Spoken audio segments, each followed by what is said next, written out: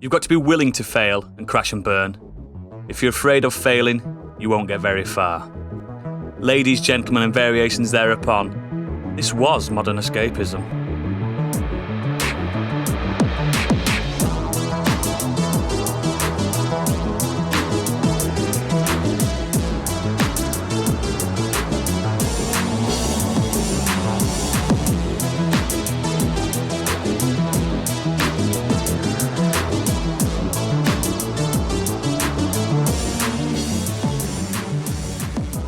Hello and welcome to the show. My name is Oodles, the Gizmondo of podcast hosts, and today I am joined by the Apple Pippin, aka Gadget. Hello. The Nokia N-Gage Stig. Oh man, as if you gave me the N-Gage. The Zune Player, Candy Machine. Right. And the solar-powered Drildo Hyperclimax 3000i, it's Biggie.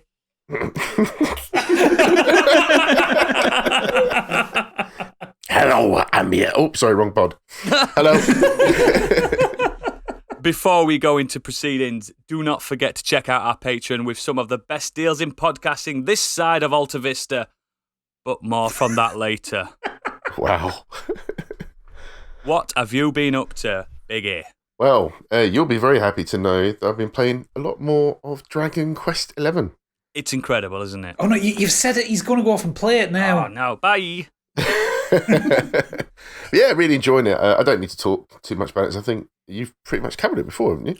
Not quite. No, I've been told not to. Oh, well, okay. In that case, it's developed by one of my personal favourites, Squeenix. Yep. Designed by Yuji Horii, artwork by Akira Toriyama, and scored by Koichi Sugiyama.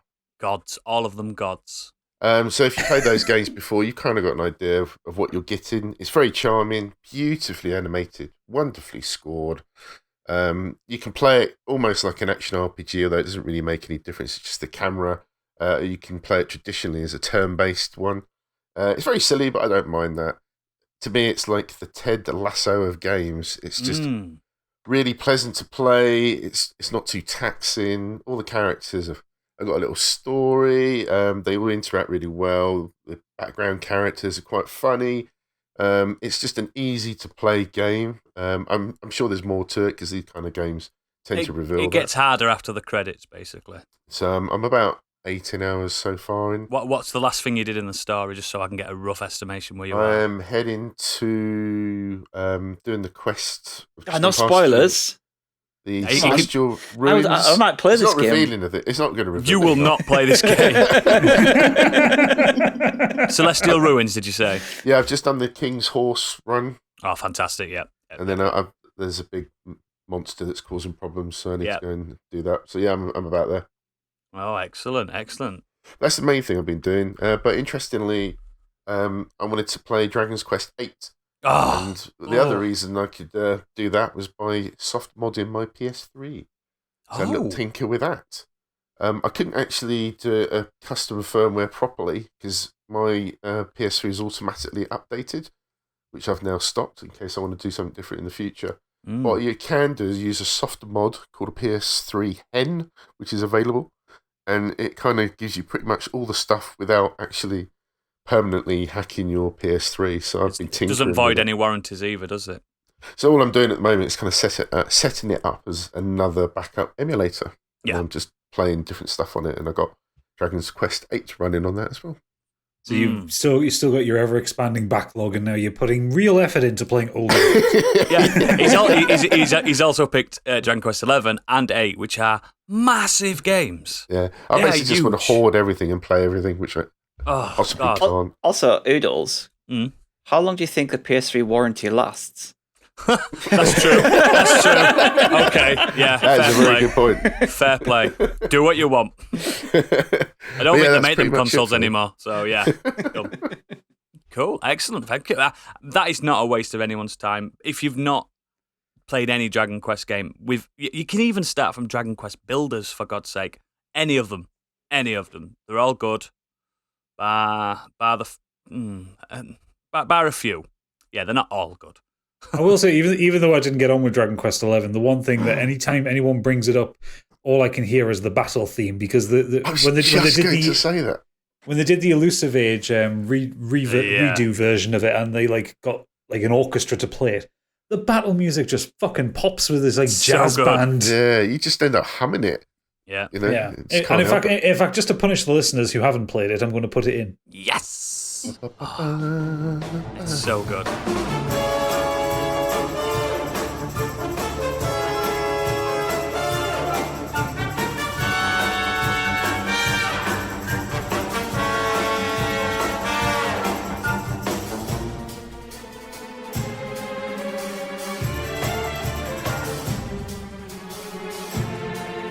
Another thing with Dragon Quest XI, with the S version, which I'm assuming you're playing.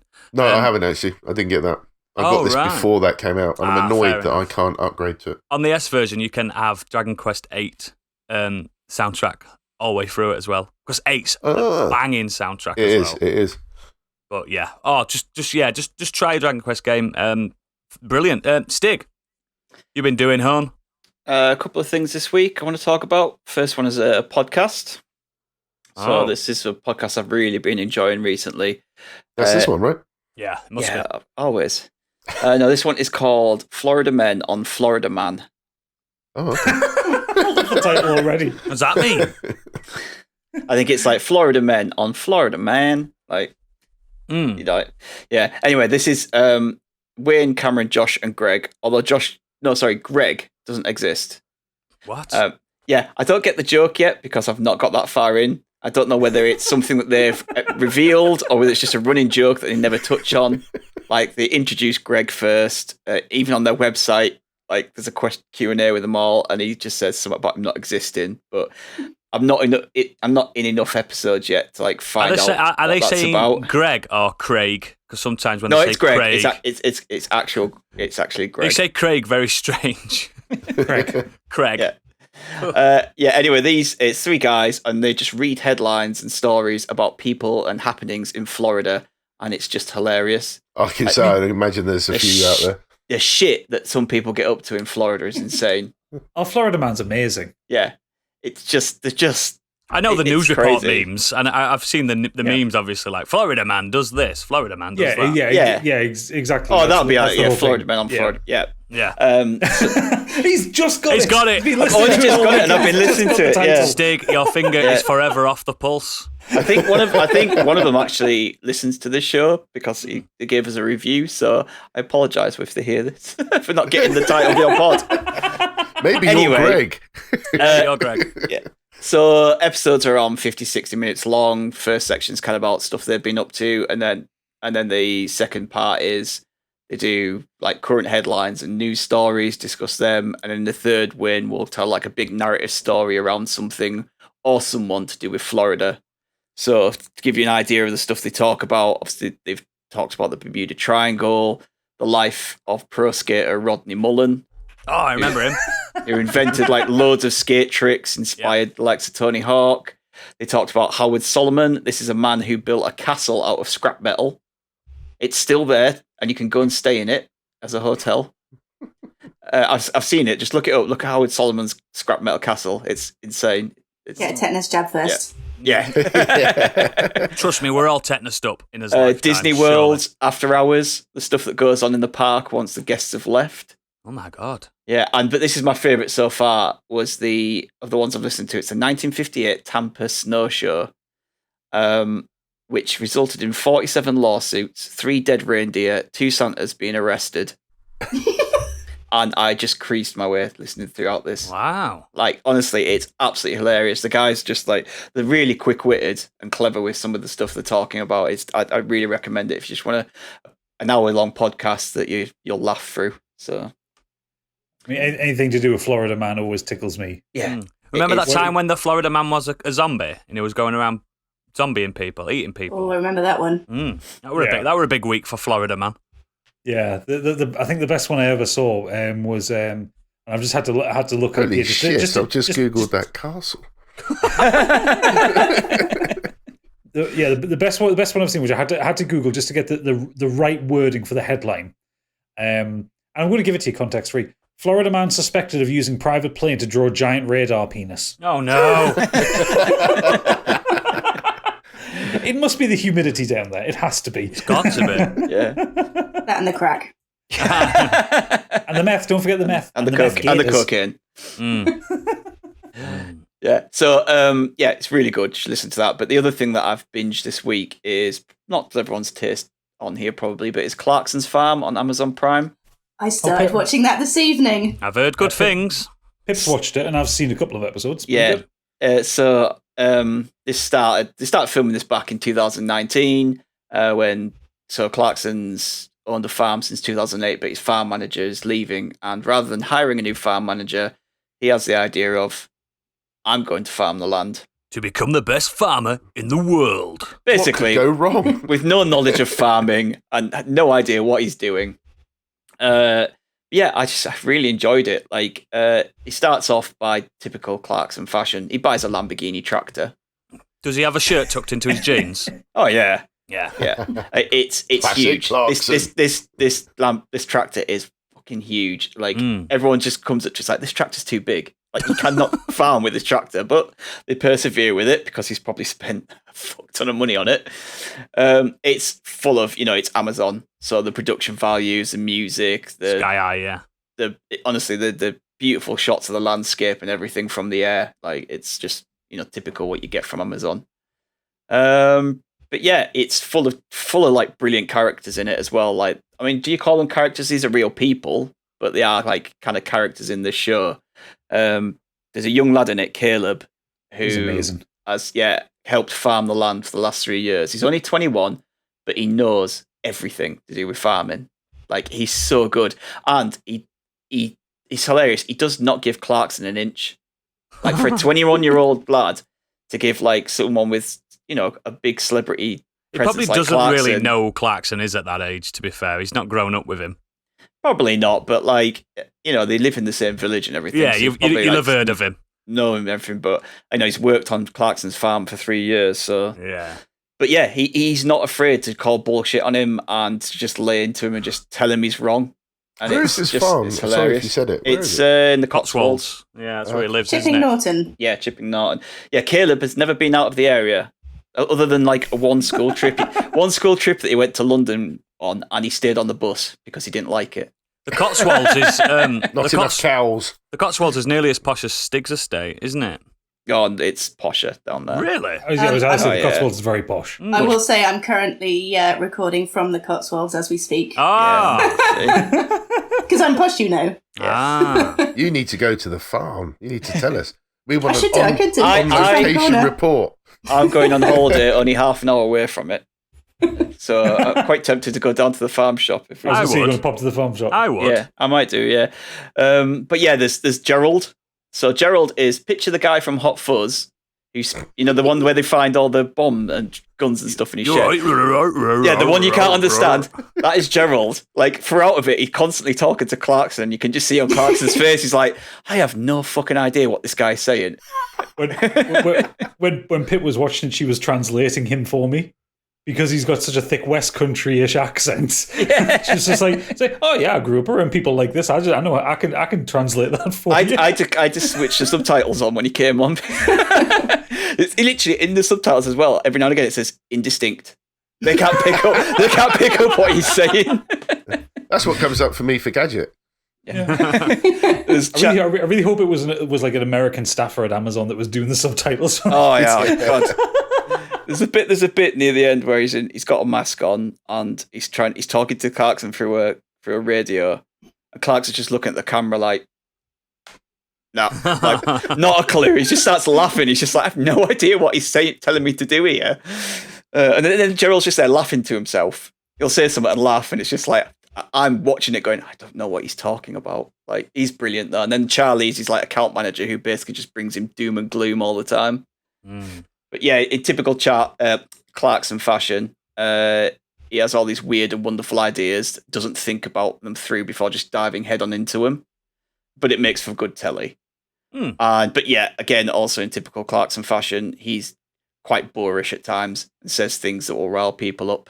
He knows what he's doing. course he does. It's a character. He knows he's not that evil. He even posted something on Twitter about when he was doing some conservation stuff, and all he posted was all the trees he lobbed down, and he got loads of shit for it. And he went, actually, you need to do this because it lets light through, and it does this and does that and does that. And what he's doing is actually a good thing, but all he did was post the Chop trees. one tree down, you plant two more. Yeah, so he does it, but he's typical Clarkson.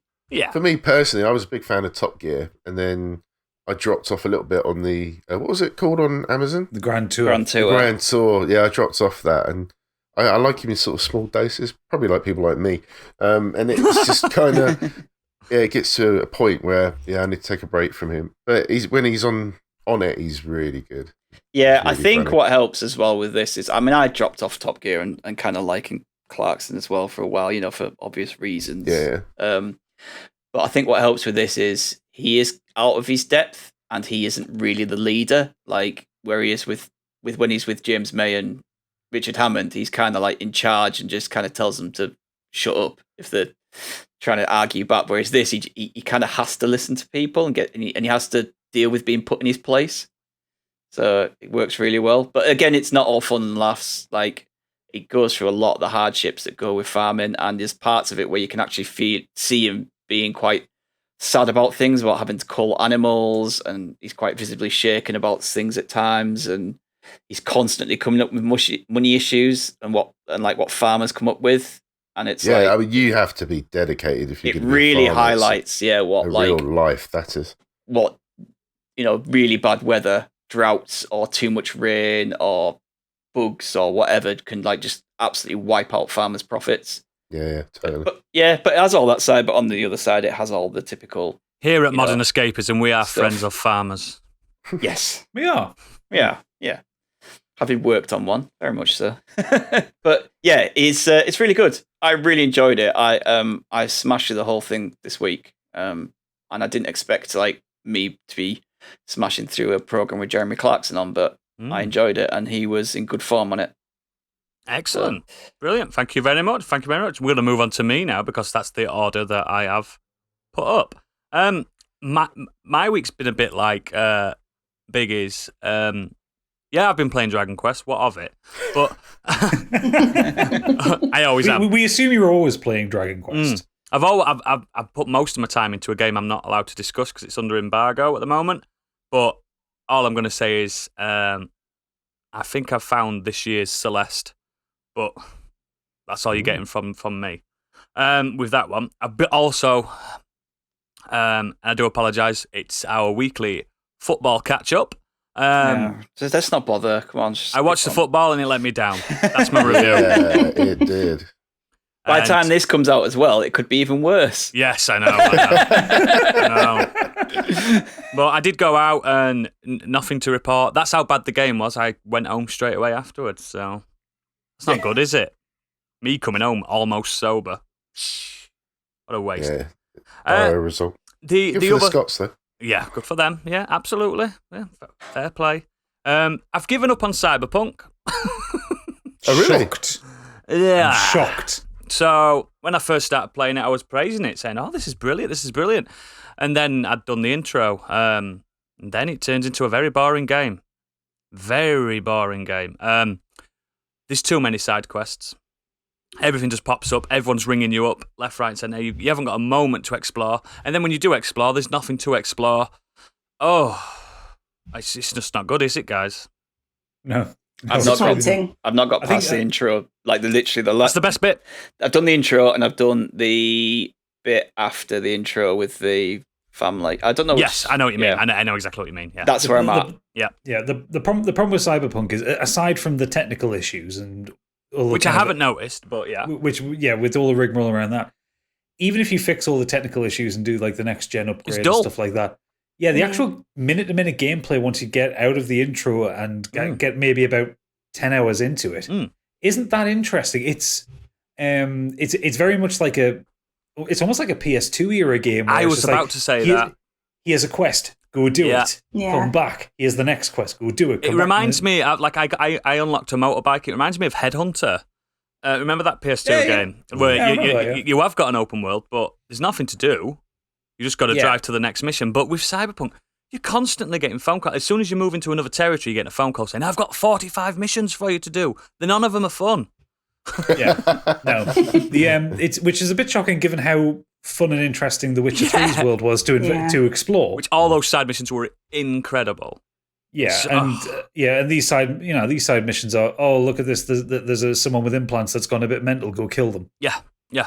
Or go do these 10 things for me. It is like the first thing, like as soon as the first time you come out like your apartment kind of thing, you look at the map and there's just icons everywhere. And it's like, what am I doing? Yeah. Where am I going here? Like, I have no idea. It's awful. The menus aren't good. Maybe if you just stick to the main story, do that and call it a day. I've uninstalled it. It's so short though, isn't it? The main story is so short when you play it. It's uninstalled, mate. It's uninstalled. I bought it like full price on the start. Oh, right. I admit, like, it was only 35 quid. I will boot it back up once they've put a game in there that I enjoy. But Good luck. It's back on the PSN as of, I know. We're recording this tomorrow, the 21st. Because, like, I had no errors, no graphical errors, no issues and stuff like that. Nah, maybe. So that bit's fixed. There's still a dull game there. They need to just drop it. You say that. Sony and I think Microsoft are still, when it goes back on the store tomorrow, they're still putting a disclaimer saying, I don't blame please play this on the PS5 or the Pro. Cover if you their play own it on anything lower, it's your own fault. Yeah. But let's leave Cyberpunk in the gutter. The main thing I want to talk about is Bravely Default 2. Oh, fucking hell. Don't you dare.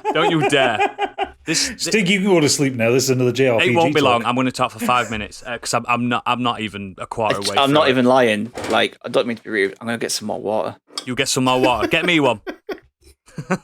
But yeah, it's just it's a very typical JRPG.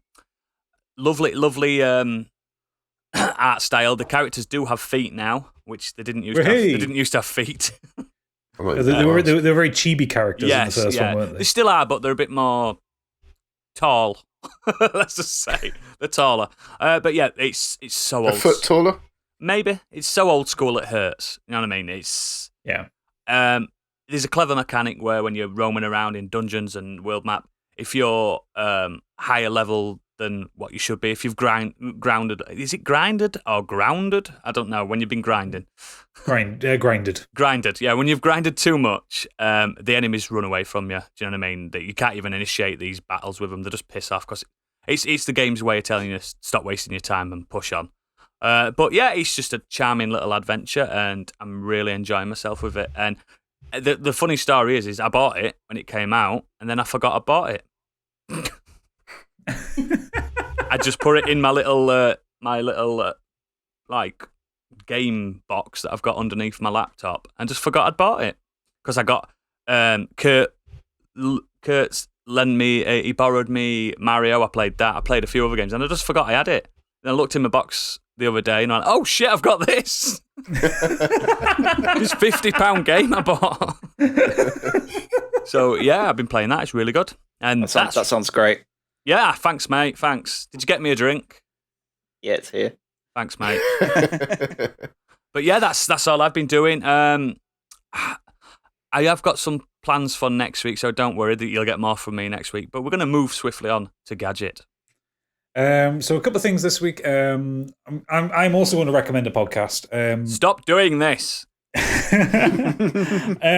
I like documentary podcasts, and I like kind of stuff that relates around people doing fucked up shit in America. I promise it's not the Florida Man one. I've been listening to a podcast actually primarily today. It's why I kind of brought it up. Called American Scandal, and it's one of Wondery's podcasts, and it's hosted by a guy called Lindsey Graham, and it basically recounts scandals in American society. So ones I've listened to in the past, there was the 3 Mile Island disaster, the VW emissions scandal, several things about presidents being dodgy or politicians being dodgy. But the one I was listening to today was called The Ice Pick Surgeon. You ever heard of how a frontal lobotomy was done? Oof. No. Yep. No. Which were, well, so there was a doctor in the kind of the 40s and 50s who invented this concept of curing mental health issues such as schizophrenia, depression, that kind of thing. Was it like trepidation or something? It's called something like that? Or... No, it was by severing a few connections in the frontal lobe of the brain, which is just behind your forehead. Gross. And it was done at first by traditional brain surgery, opening up the skull and that kind of thing. And that took too long, and he couldn't see enough patients to make a lot of money. So he developed a technique that involved putting an ice pick past your eyeball and breaking through your skull and just swizzling it about a bit. Suffice to say, no one does that in America anymore, or in the world. Did anybody survive? Lots of people survived. Lots of people died. How do we cure this? By just killing them? Yeah. Just like Jesus. 100% result. It's medicinal brain stabbing is what it is. But yeah, so anyway, their podcast, the way they organize things is they do like little mini series of like 4 or 5 45-minute hour-long episodes. They're really well produced, really well presented, really well researched and written. And it's done a little bit like a documentary, but also with the host kind of doing bits of dialogue. So he'll voice both people in a conversation, and it's panned left and right. But just to kind of illustrate what's going on. And it's just really well put together podcast and well worth listening. It sounds like a podcast you can have on while you're eating your dinner. And maybe not that one precisely, but it's a good one for driving to, actually. I really like driving to. And the guy's got a really nice voice. Gadget, if you like those like kind of stories from America, have you listened to S-Town? Yeah, I've listened to S-Town. Fucked me up. That was a hell of a turn, that one. Yeah. That was a great podcast. S-Town was brilliant. Yeah. But yeah, I listen to loads of stuff. I listen to a lot of stuff that Gimlet puts out, like Crime Town and Reply All and that kind of thing. The main thing I want to talk about, after I was so rousingly put down for it last week, I've been watching Arrested Development. Good. Started watching it on Netflix this week. I'm most of the way through the first season. And I just have to ask, why does nobody talk about this? Why we did years ago. We talked about it 5 years ago. So this came out in 2003. It's an American sitcom starring Jason Bateman, Portia de Rossi, Will Arnett, Michael Cera, David Cross, Tony Hale, and Jessica Walter. Massive hitters, all of them. Oh, huge hitters, but also kind of at the time not the most well-known outside of America. I think they'd all done various bits of TV in America. Especially Michael Cera. Yeah, well, because he was just a babby when he did it. Yeah.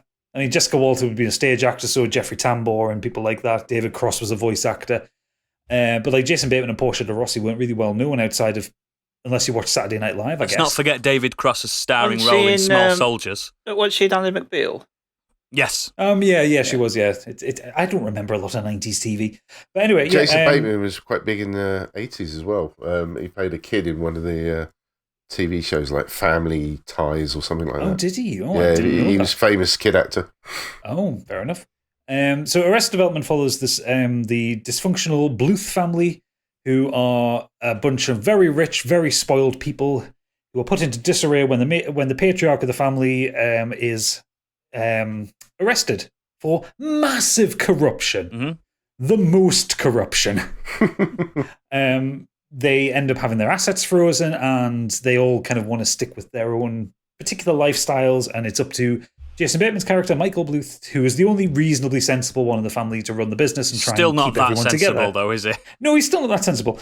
The main thing is, the entire cast of characters, Michael included, are a bunch of bastards. Oh, yeah. There is not a single good person in this family. Whether it's Michael's sister, Lindsay, is it? Yeah, Lindsay, who is vacuous, determined never to have a job, spends all the money that she can get. Her really messed up husband, Tobias Funke. Funke. Who has the dubious honour of being a disgraced doctor and also a man who is never nude. One day that he's an actor. Yeah, I remember. Will Arnett plays Job, who I called Gob last week because it's spelled G-O-B. The greatest magician ever known. Yep. Yes, he's a magician who is completely inept, dating one of the most fantastically beautiful women in the world, and yet constantly cheats on her and is not very good at it either. Nope. And it's just mad. when I look at it, when I'm watching it, it seems like it's the prototype for things like Schitt's Creek and for It's Always Sunny in Philadelphia. Yeah, like this idea of these kind of people who are completely displaced from where they are, but also making no effort to be better people. They're subhuman, a lot of them. Yeah, absolutely. I mean, the thing is, David Cross steals every scene that he's in as Tobias. He's so good in that. He is so good and so friendly yet creepy. Like, the man is so unnerving. Wait till you start hitting the next few seasons. Yeah. There's jokes that run through, and they're so subtle. But if you catch it, you're like, oh, fuck, that is brilliant. The problem with Arrested Development is the quality is a roller coaster. It starts slow, gets up, goes down again, gets back up and goes down again. It's a roller coaster. I do enjoy the way some of the gags are written. Like, there's a lot of gags which are very long setups for short punchlines. Yeah. And when it hits, it's perfect. At least in this first season, some of them are great. Like I say, anything with Tobias is great. The current episodes that I'm up to is where it's around George Senior's trial. Oh, yeah. And Michael starts dating the blind lawyer who isn't blind, who's wonderfully played by Julie Louis-Dreyfus in a proper guest turn. And everything, it's so hard to describe because it is so surreal. Yeah. But I mean, in terms of like guest things, like everybody's in it. Like anyone who you've seen in a TV sitcom in the last 20 years guests at some point in this. They've got Henry Winkler playing a probably racist, probably homophobic, closeted gay lawyer. Yeah, he's very good. He was completely inept at his job. But I think Jessica Walter is the standout to me. The only problem is because I've seen Archer first, and obviously Mallory's based on Lucille Bluth. All I can see is Mallory because she doesn't put on a voice for Mallory in Archer. No, she's just her. But some of the shit she comes out with is fucking hilarious. It's really heinous, racist shit sometimes, but somehow it's funny. That's what old money does to you. That's what it does to you. True, yeah. Like, none of the characters are endearing. I think the closest to an endearing character you can get is Michael Cera's character, George Michael. Yeah. And that's only because he's young and wet behind the ears. Yeah, but he also has a crush on his cousin. Oh, God, yeah. His cousin, who in the latest episode I've just watched has been fleecing people for money by pretending to be her disabled twin sister that doesn't exist. Yes. I'm not making any of this shit up, listeners, as well. No. You haven't seen it, so... Although, to be fair, I do feel like I'm the only person in the world who hasn't seen it. I think you are the only one that it's left on for you, basically. I would maybe advise just stopping after season 3, though. I was just about to say that. Yeah, a lot of people said that, and I'll probably do that. It's like... which I've done with a few things, like Community I stopped after season 4, because apparently season 5 was terrible. It is. 30 Rock, I tend never to watch the last season, stuff like that, so... Yeah, because I watched season 4 because obviously it's Arrested Development's back, amazing. Yeah, and I was put off by it so much. I never even bothered with season 5 yet. Really, I was just like, I've watched them all, but just out of like morbid curiosity. Yeah, I just didn't feel like I wanted to watch season 5. A lot of the episodes, I was the same as you. I didn't check out. A lot of the newer episodes, I'm watching it while looking at my phone. Do you know what I mean? You're not really watching it; it's just on. And then you notice the Netflix saying, "Are you still there? Are you still watching it?" I'm like, oh yeah, I am. Yeah, of course I am. Yeah, those first 3 seasons, absolute gold. Oh yeah, yeah. The jokes come thick and fast, and I mean, I could talk about it for ages. I mean, we haven't even got onto like Buster Bluth, who's just one of the most uniquely pathetic characters. And actually, it makes me worry that Tony Hale has been typecast as playing these sad sack characters. Well, yeah, because if you watch Veep, he plays a very similar character in that. But yeah, watch Arrested Development; it's really good. Yeah, excellent. Thank you. And Candy, what have you been up to? A couple of things this week. The first thing I'm just going to touch on briefly. I did the demo of Stranger of Paradise, the Final Fantasy Origins demo. Did you destroy Chaos? I didn't get quite that far. I turned it off after 20 minutes. Oh. It was the one announced and dropped at E3, which it took 2 patches to actually work. So I downloaded it. Kill Chaos. That's a good start. Then if you're going to patch the demo to get it going. Honestly, that was the best part of it. Is that on PC? I take it. No, that was on PS5. Yeah. Oh, it's a quasi remake of Final Fantasy 1, but they've just ruined it. It's bad. Oh, really? It's really bad. Like I know it's just a demo and it's not necessarily representative, but I can't really find. It looks like a game from features. 15 years ago. It does, yeah, and it plays like it too. Yep. It's clunky and dear. Yeah. I'm only Without interested in giving it games from 24 years ago. Yeah. Yes, I but don't want to give some it an hold up, absolute some backing. don't. That's the difference. So I don't think I'll be buying that one unless it significantly improves, but I can't imagine it would. Oh, it'll be 70 quid. Yeah, it will be as well. Mm. The main thing I've been doing, I've been watching a film called The Devil All the Time. Okay. And I don't know if you've heard of this one. It's based on the novel by Donald Ray Pollock. The Devil All the Time is a series of interlacing stories set in the Appalachia Bible Belt region of the USA. It sort of jumps back and forth in time, set around the sort of end of World War II and the sort of beginnings of the Vietnam era. It's kind of a bleak and intense look into people's willingness to believe in the power of faith. Dear. Yeah. So you know where this is going. So one story centres around a character played by Bill Skarsgård, Pennywise, you might know him as. Oh, he's pretty in real life, isn't he? Oh, he's a gorgeous boy. Lovely. Yeah. He doesn't really look like a clown. He kind of does, though. He's got those... Pretty clown. Those eyes are real. So anyway, Bill Skarsgård, he's returned from the war, during which time he witnessed a fellow soldier having basically been tortured and crucified. And because of the PTSD he's still suffering, he found it difficult to look at the image of a cross and pray to the image of a cross. And it's sort of his story that springboards the rest of the subsequent interwoven tales. And I will just say at this point, it's got every single trigger warning going. So it has got multiple scenes of suicide. It's got animal cruelty, sexual assault, and it's not suitable for arachnophobics. So it's not a laugh a minute. Gadget won't be watching it then. Yeah, nope, not a chance. Yeah. It is a bleak look. That said, the acting is absolutely stellar. I'm just going to read off this cast to you. So it's got Tom Holland, Bill Skarsgård, Robert Pattinson, Sebastian Stan. So already you've got Winter Soldier, Spider-Man, and Batman. Riley Keough, Jason Clarke, Eliza Scanlon, and Mia, I'm going to butcher this surname, Mia Wasikowska. And it's also narrated by the author Ray Pollock and produced by Jake Gyllenhaal. Ooh. So despite what I've said, I haven't painted a very pretty picture of the film. However, if you're in the mood for something that is quite hard-hitting and very well acted, I would recommend it. It's a brilliant film. And it's worth a go if you're in the mood, but don't expect to come out of it feeling particularly good about life. Yeah, come on, family, gather round. Let's sit down and watch a movie together. Exactly. Please don't watch it with the family, especially if you've got little ones. But it's a very, very good film. Yeah, there's always a time and a place for that, isn't there? If you're in the right frame of mind. Yeah, the other day I woke up and I just said, I'm going to watch There Will Be Blood. And I did. Sometimes you just want to watch these bleak films, don't you? Yeah.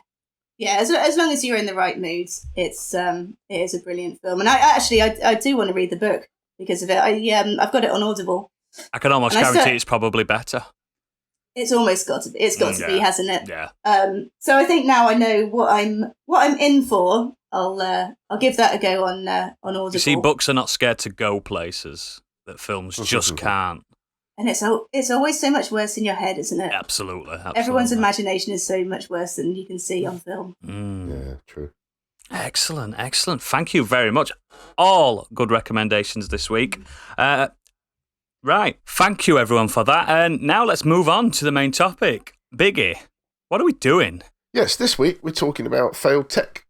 It's either tech that didn't take off for whatever reason, fell by the wayside, or was just so boneheaded it was always doomed to be thrown into the sea. Yes, it's got this. I'm quite excited about this one because we're all nerds and we've all been stung by tech in the past. Or even if we've not even touched this particular tech, we all know the stories. So we're going to start with you, Biggie, as well. Okay. Well, I've gone for a slightly different version of it. So I'm picking the PS Vita, which ironically is Latin for life, but wasn't treated that way. Yes. Yeah, love it or hate it. Japan did. I did. But I loved it. I love it. But yeah, I don't think Sony did so much. No. So the PlayStation Vita, or the Vita as it's known, or the PS Vita, is a handheld video game console developed and marketed by Sony. It was released in Japan in December 2011, and the rest of the world generally in February the following year in 2012. It launched with various titles such as Uncharted, Golden Abyss, and Wipeout 2048, and ports of your games like FIFA and other stuff. It was a successor to the PlayStation Portable, part of the PlayStation branding, but it launched for, in America, $250. Too expensive. And over here, it worked out as about $280 for even more expensive 3G version, which is mad considering that the PlayStation 3 was probably going for about 50-80 quid more. Yeah. It had a proprietary PS Vita memory card required, which costs more than the console, to pick up your storage space. So you could only have memory cards that were like 4 gigs, 8, all the way up to a mind-blowing 64 gigabytes. And which cost about 200 quid. Yeah, it was you could insane. get fake ones. I had a 64 gig one. Yeah, you could, one. but not straight away. You couldn't. Not for No. first year. Trust me. I had a 4 And gigabyte one for fucking a year, mate. And if you went for a particular model, you get like a 1 gig flash memory Yeah, that you could use as well. It came with, it almost looked like a mini controller in a way, but it was missing 2 of the main buttons that you'd have in a controller, which actually affected a few games that were ported over. It also had a camera on the front and back. It was, believe it or not, backward compatible, which is normally unheard of with Sony, but only for PSP and PlayStation 1 games if you downloaded them. Yeah. It launched with a beautiful OLED screen. Oh, it's gorgeous. It still is gorgeous. It's stunning, and that's the model I got. Yeah. And then the later model, when they did a sort of rejig of it, LCD thing, launched wasn't with it? the cheaper LCD, which obviously was fine, but it wasn't OLED. They also launched the PlayStation TV. Oh, forgot about that. Shite that. Which I also have, and they are both jailbroken. And I use them as emulators. Lend me one. As well as other stuff. But yeah, it's for those who don't know what the PS TV was, it's basically a Vita, but it was docked, so you could actually connect it directly to your TV. But yeah, basically, the PS TV basically just felt like something that was made like especially for YouTubers and reviewers. Yeah. Because it was the only point of it was that you could put it out to a capture card. Yeah. Well, they marketed it as like, oh, you can stream your PlayStation to another room. So I was like, excellent. Get this PS Vita TV, put it in my bedroom, and I can stream my PS4 to it. My bedroom is directly above. Enjoy that lag, baby. Our front room, and the lag was terrible. Like I just like this was a massive waste of money. Yeah, you basically needed an insane Wi-Fi signal that was just wouldn't create that latency. But yeah, it was just It didn't have LAN, did it? It didn't have a wired connection. No. So yeah, it was at the time when it was launched. Sony were right behind it, and then for reasons that I think there was a shift in sort of the mobile gaming market. It was competing with the Nintendo 3DS and the iPhone. And the iPhone. And so, again, it's just the way that Sony supported it or didn't support it. And Nintendo sort of basically went off galloping away once they dropped the price, which Sony didn't do for a few years. So they were still trying to push it, still trying to relaunch it, and they just didn't understand the market. And then, when you came to things like E3, there were just no announcements for the Vita, even though it's only been out like a year or so. There are all these big, titles when they do, your usual trailers for big AAA titles for the PS3. There was just no mention of anything for juxtaposed with Tokyo Game Show, there was Vita stuff because it was still big in Japan. Loved that handheld games market. we would never get. Yep. But yeah, the West was just forgotten about. Absolutely. So I think what killed it was basically the shift in the mobile gaming market, the cost of the hardware itself, and then those expensive memory cards. I mean, I have a US account and an Indonesian account for PSN for those ways to get. You should see my Nintendo Switch. I've got an account for every country in the fucking world. The thing is with the Vita, though, to swap, you can't swap the card in and out. No. You have to delete your account, reformat your PS Vita. At least Nintendo got that right. The other account on. It's just such a faff. And that's part of the reason why I jailbreaked it, was to allow the fact that you can just do that now, so I can just swap in and out of accounts. Do you know what? So I've got on the Vita, games. On the Vita, the bubble UI, I adore that.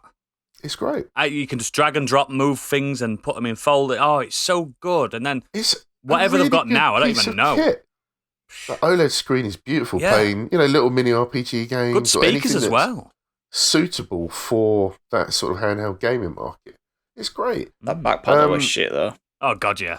Yes, the touch screen on the back of it as well was just kind of, if you're playing certain games, it ends up triggering something on screen. So, well, hilariously, the PS TV also played the same games that the Vita could, but it couldn't play something like Tearaway because it had no touch screen. Yep. Which meant the game was unplayable. You could only use a PS3 controller, couldn't you? Yeah. So you had to use a PS4. Could you? Yeah, I use PS4. Idiots. Yeah, you can do it. You got little programs you can put on to pretty much play any controller on it now. But yeah, I think the thing that actually failed the Vita was Sony itself. Yeah. And I think if you look at now how big the Switch is, I think that's where Sony could have been with the Vita if they had the right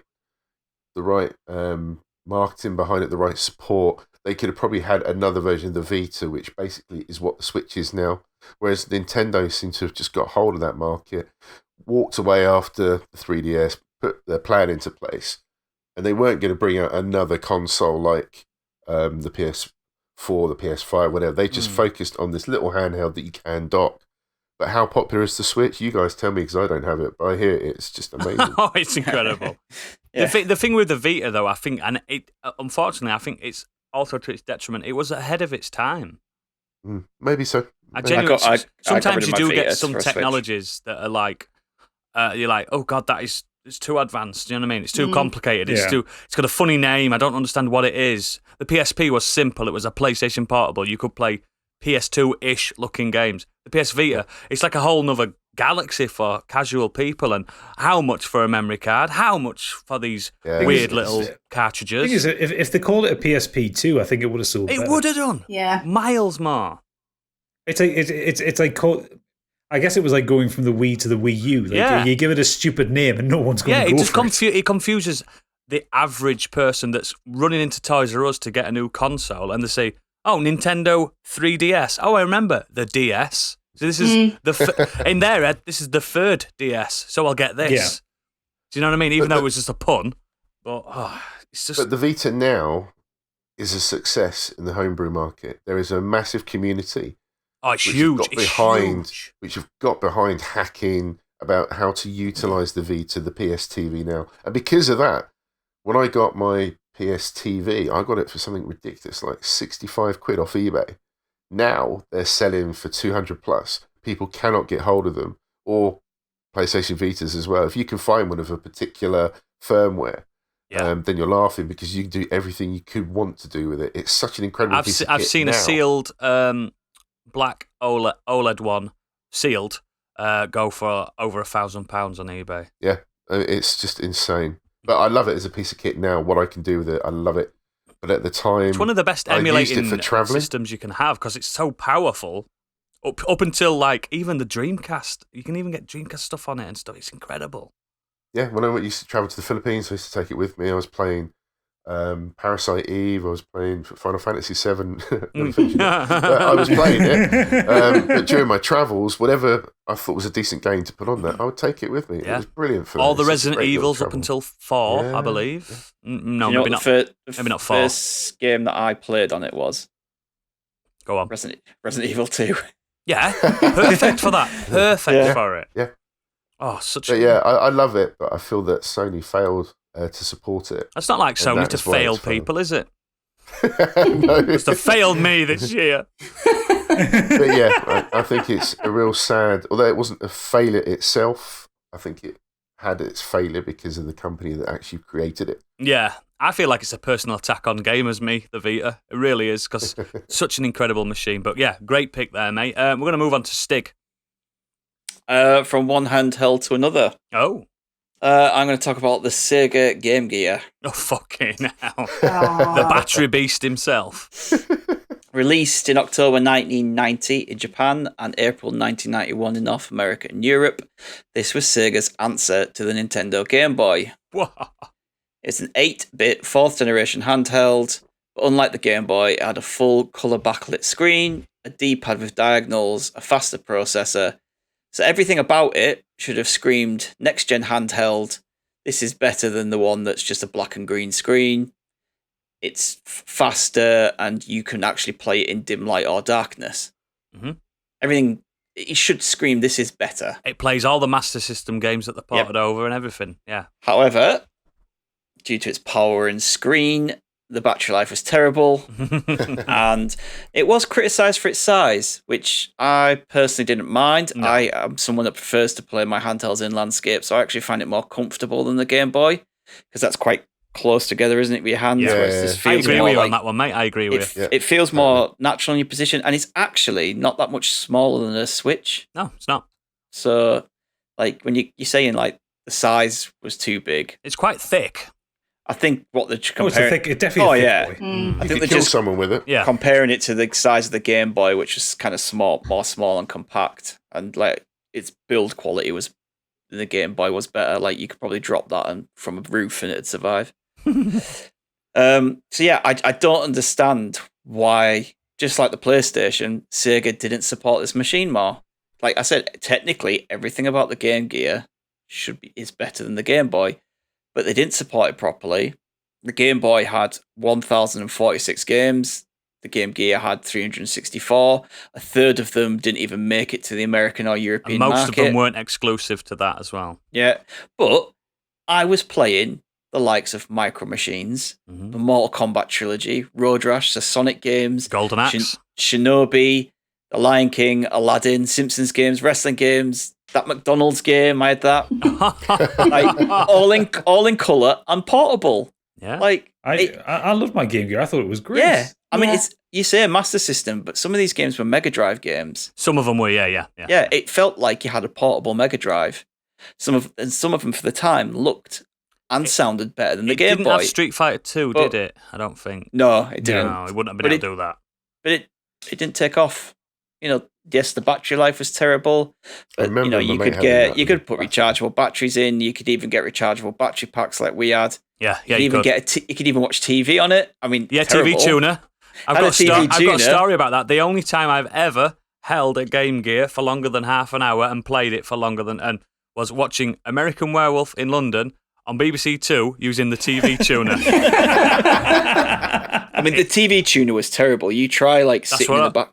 We would have sat in the back of a car, sitting in the back of a car trying to get the TV because the car's moving constantly. We're just in my cousin's bedroom watching it. Like, if my auntie walks in, we're going to get told off for watching a scary film. Yeah, he's constantly moving the aerial around trying to get signal. But it was. I even had the magnifying glass for it and everything. I had all the accessories and stuff for it, and I loved it. The magnifying glass, I forgot about that. Yeah, but even the Game Boy had that though, mate. I know, it's such a weird thing.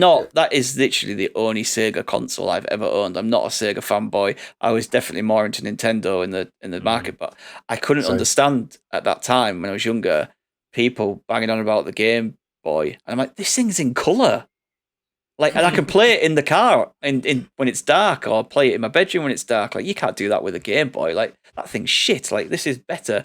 And yeah, it obviously history proves that it wasn't. I just genuinely think that Sega never, and I'm going to get death threats for this, I just don't think they have the game library to fight Nintendo in any aspect whatsoever.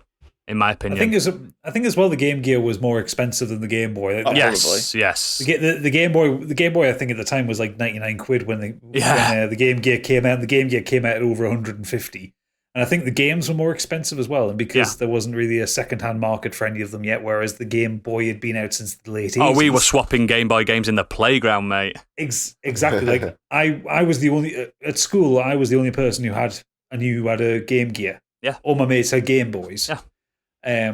But you know they never got columns, and columns is better than Tetris. No. I'm going to give you this. I'm going to give you this. Columns is better than Tetris. No, it's not. It is. I love columns. It was all in colour though. It was colour. I love Tetris. It's one of the only Mega Drive games I put proper loads of time in his columns. Yeah. Love columns. I remember distinctly, like as this kind of, I'd be about 7 or 8 when I got mine.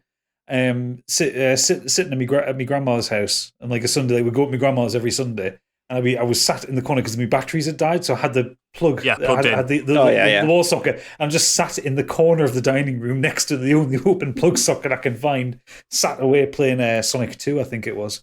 Yeah, it's fucking great. Oh, it had the Master System Sonic 2, didn't it? The one with the minecart. Love that one. Love that one. But it was rock solid as well. So rock hard.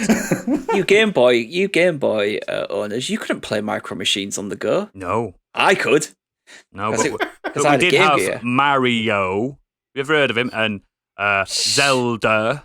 I'm being honest, I don't like any of those Game Gear, like old Marios and Zeldas. I think all the console versions are better. Did you see the Game Gear Mini re-releases for last year? Yeah. These ultra tiny little Weren't they really small? Yeah, tiny. They were so small. They were like, it was like a 1-inch screen they had on them. What's point? And you play it with a toothpick. Well, yeah. If you go onto YouTube and look at Ashens did a review of them all. There was 4 different ones, and they all had like 5 games on them each. Oh, they were all different games as well, and they were like 50. I think they were 50 quid each. They were just for the Japanese market. But he's trying to play them, and like there was 2 of them, 2 of the different color ones. They each had 5 JRPGs on there. Oh, like, how are you going to read that text on a 1-inch Phantasy screen? Star? Yeah, Phantasy Star was one of them. Yeah, and it was just like, it's like, okay, I get for the nostalgia, and they're a cool little thing to collect, but you can't actually play that. No, can you fuck? You need 6-inch screen on nothing. Yeah, ultimately, failed, discontinued in '97. I mean, to be fair, 7 years is a pretty good run for it. I have seen the Game Gear in the wild. I've seen it at car boot sales. I've seen it at indie game shops and stuff. I've seen them as low as £40. Not in good condition. Don't get me wrong. To be fair, if I saw a working one at a car boot sale, I'd buy it. My dad, he's got about 5. He loves Game Gears. He just buys them. Me one. So yes, it was discontinued in '97. But when you look at the actual games that came out in 96, 95, 94, honestly, it's just nothing. You just got nothing. It pretty much ended in 93 for the European market. Yeah. That was back in the day when we were always sometimes more than a year behind in releases anyway. Yeah, so you got never helps. We got like Lion King and Sonic Drift in 94, but other than that, like Sonic Drift. Sonic Drift is shocking. Yeah, but so bad. That's it. So yeah, the Game Gear. Rest in peace. Yeah. Thank you very much. So we'll move on to me. This was first launched in October 2010. It's the Windows Phone. Who remembers the Windows phones? Yeah, I do. Yeah. Barely. You have to be more specific because I use a lot of Windows phones over the years. The Nokia Lumias I'm talking about. Yeah. When it was like a version. It was like Windows Mobile 8 or something like that. Yes, it was Mobile 8. Yeah, that's correct. No. It started. Obviously, the Windows Phone started with 7, didn't it? And then the Lumias was 8. A $7 billion deal partnership with Nokia and Microsoft to create what they assumed to call the iPhone killer. That went well, didn't it? The one I had, the Nokia Lumia 930, being the flagship model and to this day the best-selling Windows phone. That absolutely tanked. It fell on its ass. Harder than the Zune. Well, no, not quite. Not that hard, but for a brief moment in the mobile market, heads were turning. Windows phone. I use a Windows computer. Maybe this could work seamlessly. No, it wasn't seamless. Now, Gadget, you've used them. It was never seamless, was it? No. So at the time when this came out, I actually worked for EE. It was T-Mobile back then. I used to work in their tech support, so we got a load of these delivered to us. Mm-hmm. Fascinating at first, wasn't it? It was the Lumia 930, 20, and the 800 that we had. Yes, 800 or 810 or something like that. Anyway, and we got them. And the thing is with them, for all that they died on their arse, they were really good. The handsets were quality as well. The handsets were quality. The operating system was slick. It was fast. It was really attractive. It looked nicer than that version of iOS. It looked better than Android at the moment, which was gingerbread, I think. Yeah, it looked better than the version of Android. So on paper, and they weren't that expensive either. On paper, it should have succeeded. Yeah, it was like I think you could get some of the Lumias starting as little as £99 then. Yeah, or like 30 quid a month on contract. Yeah. Great. Yeah. The problem with it though is that Microsoft fucked over app developers, and they made it. There wasn't any. Well, that's it, because they made a really difficult environment because you had to use the UMW or whatever Windows proprietary format was for it. You had to use a certain coding language, which all the developers had already started using Xcode for iPhones. Yep. Because it's just like, look at all these millions of iPhones out there. Let's start using that. And this is before the day when Android was really big. Yeah. So and Windows comes along and says, so you can put your apps on our phone, but you need to completely change the language. Like, without getting too nerdy on it, Xcode uses the same code base as all Mac software. So if you're a development studio, you can develop for a Mac, you can develop for an iPhone. In the same way that Android uses a lot of the same stuff as a lot of web technologies. Yeah. You know, like Linux. So like, and Linux, like you're not using different code bases.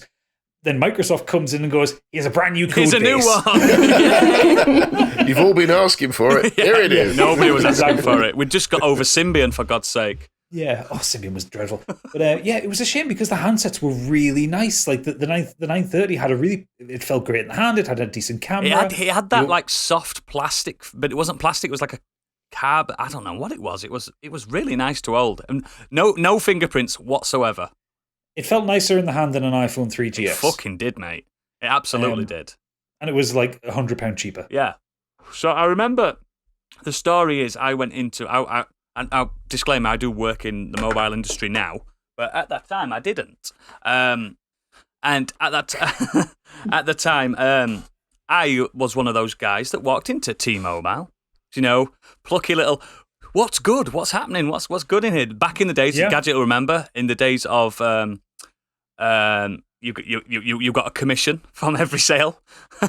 What's good? I've heard of these iPhones. I've heard of these Nokias. Not Nokias. The Sony Walkman Ericsson ones. And this gentleman said, Windows Phone. You want these just came in this week. It's a Dwayne Benzie serving you. yeah. And I was like, wow, look at the size of it. It's massive. And it's like, you got a Windows computer? I'm like, my dad has. He went, it'll just work. Giving it to Todd Howard. It'll just work. But bear in mind, I didn't have an email address at this point. He goes, you can get your emails on it. I'm like, wow, my emails that I don't get. It was like, look, please email me. This guy was clever. He had all the games lined up, all the 5 games that the phone actually had. He's like, look at this. Wow, 3D Snake. I'm like, whoa, blown away. But bear in mind, on the iPhone, they had, what's that game, that sword game they had made by Chair and... Infinity Blade. They had Infinity Blade on an iPhone. I'm looking at this 3D Snake going, wow. Because obviously he's going to get more commission on this because it's new with the hot thing. Sign me up. I'm only a little boy, but I was old enough to get a contract. Yes, £40 a month. That seems really reasonable. How many? 2 gigabytes of data. Incredible. I'm never going to run out. And bear in mind, the Windows Phone was difficult to turn mobile data off. I could never find where it was. Hidden in the settings somewhere. You couldn't turn mobile data off. That was the big sticking point with it. Is that what it was? Again, we working on tech support. The few people who did buy them, we would get calls all the time going, well, I've run out of data, but I haven't been going on the internet. On day one. Has your phone been on? It says, yeah. It says, yeah, you're on the internet. You have to turn your phone off. And it would be constantly polling the Microsoft servers for like your emails and stuff like that. Because obviously it wanted you to use Hotmail, it wanted you to use live.com and stuff like that. It was not good on a limited data package. You had to get the unlimited one to not be reamed. I remember getting a job not long after that, and it was an office-based job, and they all used it for the office, and it seemed to sync really well in that office environment. I felt like the phone wasn't for general public. I felt like it was for not quite BlackBerry levels of office integration, but for a bit more, not the average user. It was a bit complicated. But I did like the fact that I could change the squares to purple and stuff like that. Do you know what I mean? It was nice. There was a lot of nice customizations on it, and it did have really good sound when you put your headphones in. Really good sound. Obviously, depending on your headphones, but Well, yeah. It shouldn't have failed. That's the main thing. But as Gadgets alluded, it was difficult to work with. Like the PlayStation 3, that was apparently very difficult to work with initially. Yeah, it was difficult to work with. They lost all the app developers, and that was also at the time where apps were the thing. Yeah. So it's like at that time, phones were just empty shells, weren't they, without apps? Yeah, but it was that time where like everything was very app focused and lots of app adverts and stuff like that. Like around 2010, 2011 was the point where Facebook's people going onto Facebook were doing it more from their phones than from their computers, and that kind of thing. And it's like that's when that app boom blew up because the iPhone did it. Yeah. So because Microsoft didn't really get any developers on board, and the few apps they had, like the Facebook app on it, was shockingly bad. Oh yeah. I don't think they even got a Twitter app. If I'm they didn't. Right No, thinking. I was just about to say. So the main thing that got me, I had that year with it. Luckily enough, in a genius move that I made, I said I wanted a 12-month contract. 24. And this guy's like, "Are you sure? Are you sure?" I'm just like, "Yeah." I don't know why, and that's why I had to pay a little bit extra, like the £40 rather than the £30. But 12 months. So I stuck with it for a year, and then the straw that broke the camel's back was it had no YouTube native app, and it had no Twitter app. And I was like, I was looking at my mates who had, I think the iPhone 4 had just started coming out, or the 4S. And I was looking at that going, wow, look at that. That is blistering. And that's what tipped me over. And so, if anything, it succeeded in making me not want one anymore. Because they still went on for quite a while. I think they ended in about 2015, 16-ish, something like that. No, not quite that long. It was about 2013 where they stopped making them and Nokia went back to their own kind of software. Yeah, and then they fucked that up and then they went to Android. Yeah, because Nokia just do Androids now. And that was like, there's a girl I worked with, and she's just like, oh, like the new Nokia's coming. Like she was like, it's not Windows Phone anymore. Nokia's a great Nokia. So I was like, it's gonna be shit. Nokia. I was like, Nokia are just so far behind the other. Nokia now they just corner the budget to mid-range market. There's nothing spectacular there with a Nokia anymore. The last time Nokia tried to do a premium phone, I remember this because it was like just before I finished working at T-Mobile. They released it was the Nokia N900. Oh God, yes. And it was advertised as this huge thing. It's like it's Linux. It's not Android. It's a Linux phone. And we got one in, and it was one of those ones that you had it landscape. Play your DivX movies on it. Yeah, it like slid up. There was a little keyboard under the screen and stuff like that. And handset wise, it was nice. It fucking didn't run. Nope. It was so slow. It had a stylus style touchscreen, not like a multi-touch one. And we're just looking at it and goes, who the fuck's going to pay £700 for this? Is the N900 the one that notoriously had the 2-minute boot up? Yes. That's ridiculous. That is ridiculous. It was underpowered and overloaded with OS. And it red hot as well. The phone was red hot. Yeah. I'm only making a call. Stop burning face. Yeah, it was dreadful. But it was like £700 and like it was more than an iPhone. Like who's going to pay that for it? Yeah, I mean, look at us now, £1,200 for an iPhone. But we live and learn, or we don't. So, Windows Phone, lest we forget, rest in peace, we'll see you never again. We'll move on to Gadget. Well, my one dovetails a little bit with Stig, because the first one I'm going to talk about is not the Mega Drive, but the add-ons for the Mega Drive. Oh, wow. Oh, there's so many. The Tower of Terror. Yes. So, the Mega Drive, or the Sega Genesis if you're in the US, that lasted probably about 2 years longer than it should have, because Sega weren't very good at reading the market and getting things prepared. Around about 1993-94, the Atari Jaguar came out, which was the first, probably the first 32-bit gaming console. Ugly controller on that thing. Oh, hideous thing in general. I mean, it wasn't a very good console in general, but it did play Doom really well. It did. So Sega, being perennially behind the times, the Saturn was about 2 years away, like in 1993. So the Saturn came out in 95. So, Sega had to do something. They had to stay up to date because, we got to do it, boys. You got to get the 32-bit. So what did they release? The 32X. Oh, God, it's so Which bad. was this massive expansion port thing. You stuck it in the cartridge slot. It had a pass-through cartridge slot on top of it. It was a hat for the Mega Drive. And the intention behind it was that it would expand the capabilities of the Mega Drive. It would give it a bit better graphics. It would give it a bit faster running. More blast processing. More blasting. Yeah. Exactly. And you know what? it fucking failed. Yeah. So Sega had obviously revealed at the time they were developing the Saturn. But the Saturn was going to be about 2 years out. The Atari Jaguar was already out, and people were kind of developing for that one. So Sega kind of farted out the 32X to try and keep a bit of that traction, keep people interested in the Mega Drive and the Genesis. The problem is developers weren't interested in it. It's too late, wasn't it? A bit too late. Do you want to know how many 32X games there are? I think there's like 8, isn't there? It was on sale for 3 years, and there's a grand total of 40. Oh, wow. I weren't far off. Six of which required the other add-on which you could get for the Genesis CD. The Sega CD. Yeah, I'm just looking at a picture now. Which was as you can imagine, a CD-ROM drive for the Mega Drive. And apparently a good music player. Very good music player. That one had a bit more success because there was a grand total of 205 games released for it. Loads. You're almost building a PC at this point. Yeah, effectively, yeah. You're just kind of clobbing bits together. But, some of the games, 6 of the games, required you to have both the 32X and the Sega CD. And if you look at a picture of them all combined together, it's hideous. It's like a Transformer or Megazord. It's the shittest Voltron in the world. Yeah, it is. So yeah, the biggest problem with the 32X is that no one really knew what to do with it. No one really wanted to develop for it because, again, it was expensive. It was this thing that, it's like, well, why are we kind of pushing games out for this? When we know the Saturn is coming out, the Jaguar was already out, the Nintendo 64 dev kits were already out in the wild by that point, even though it hadn't been announced.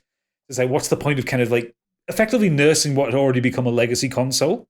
By that point, the Mega Drive had been out for about 6 years at that point, I want to say, because the Mega Drive came out... 80. No, it wasn't even that long. 88, wasn't it, Mega Drive? Oh, yeah, 88. So, yeah, we've been about 5 years at that point. So you're already coming towards the end of a generation that kind of limits what you can do with it. When you look at the list of 32X games, not many of them are memorable. Terminator, that was a good one. Terminator wasn't a 32X game. It might be a CD. Yeah. That was a CD game. Yeah, that one was good. Yeah, that was good. But there are a few that kind of do stick out, not for the right reasons. Tetris?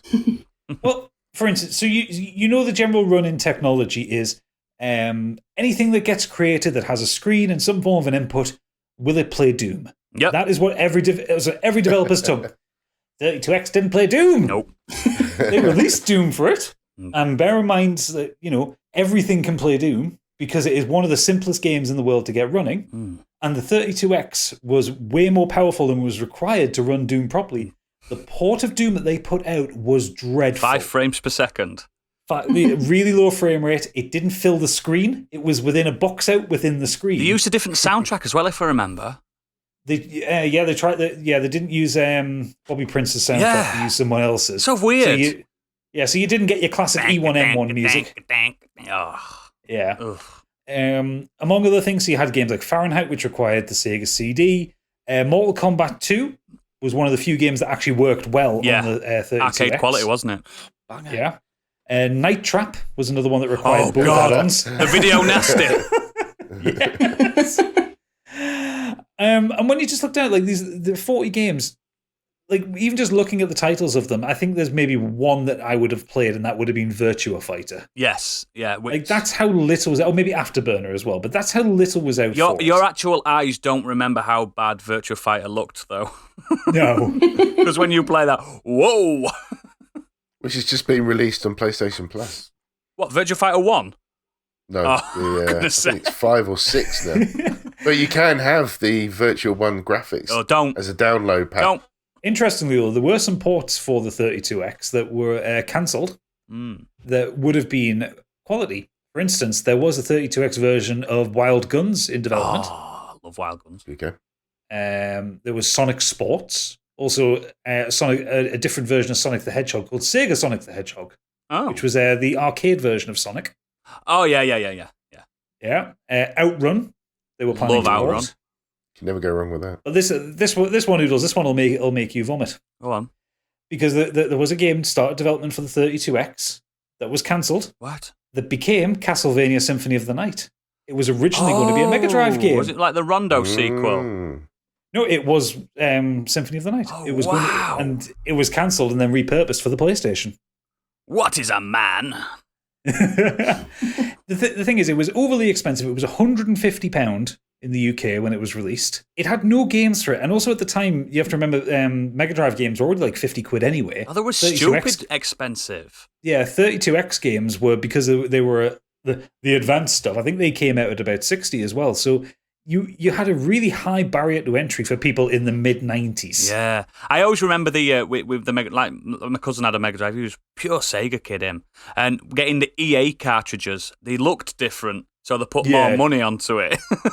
The thing is, the Sega CD was a bit more successful, but it still kind of failed. But it had things that... Sonic CD is good.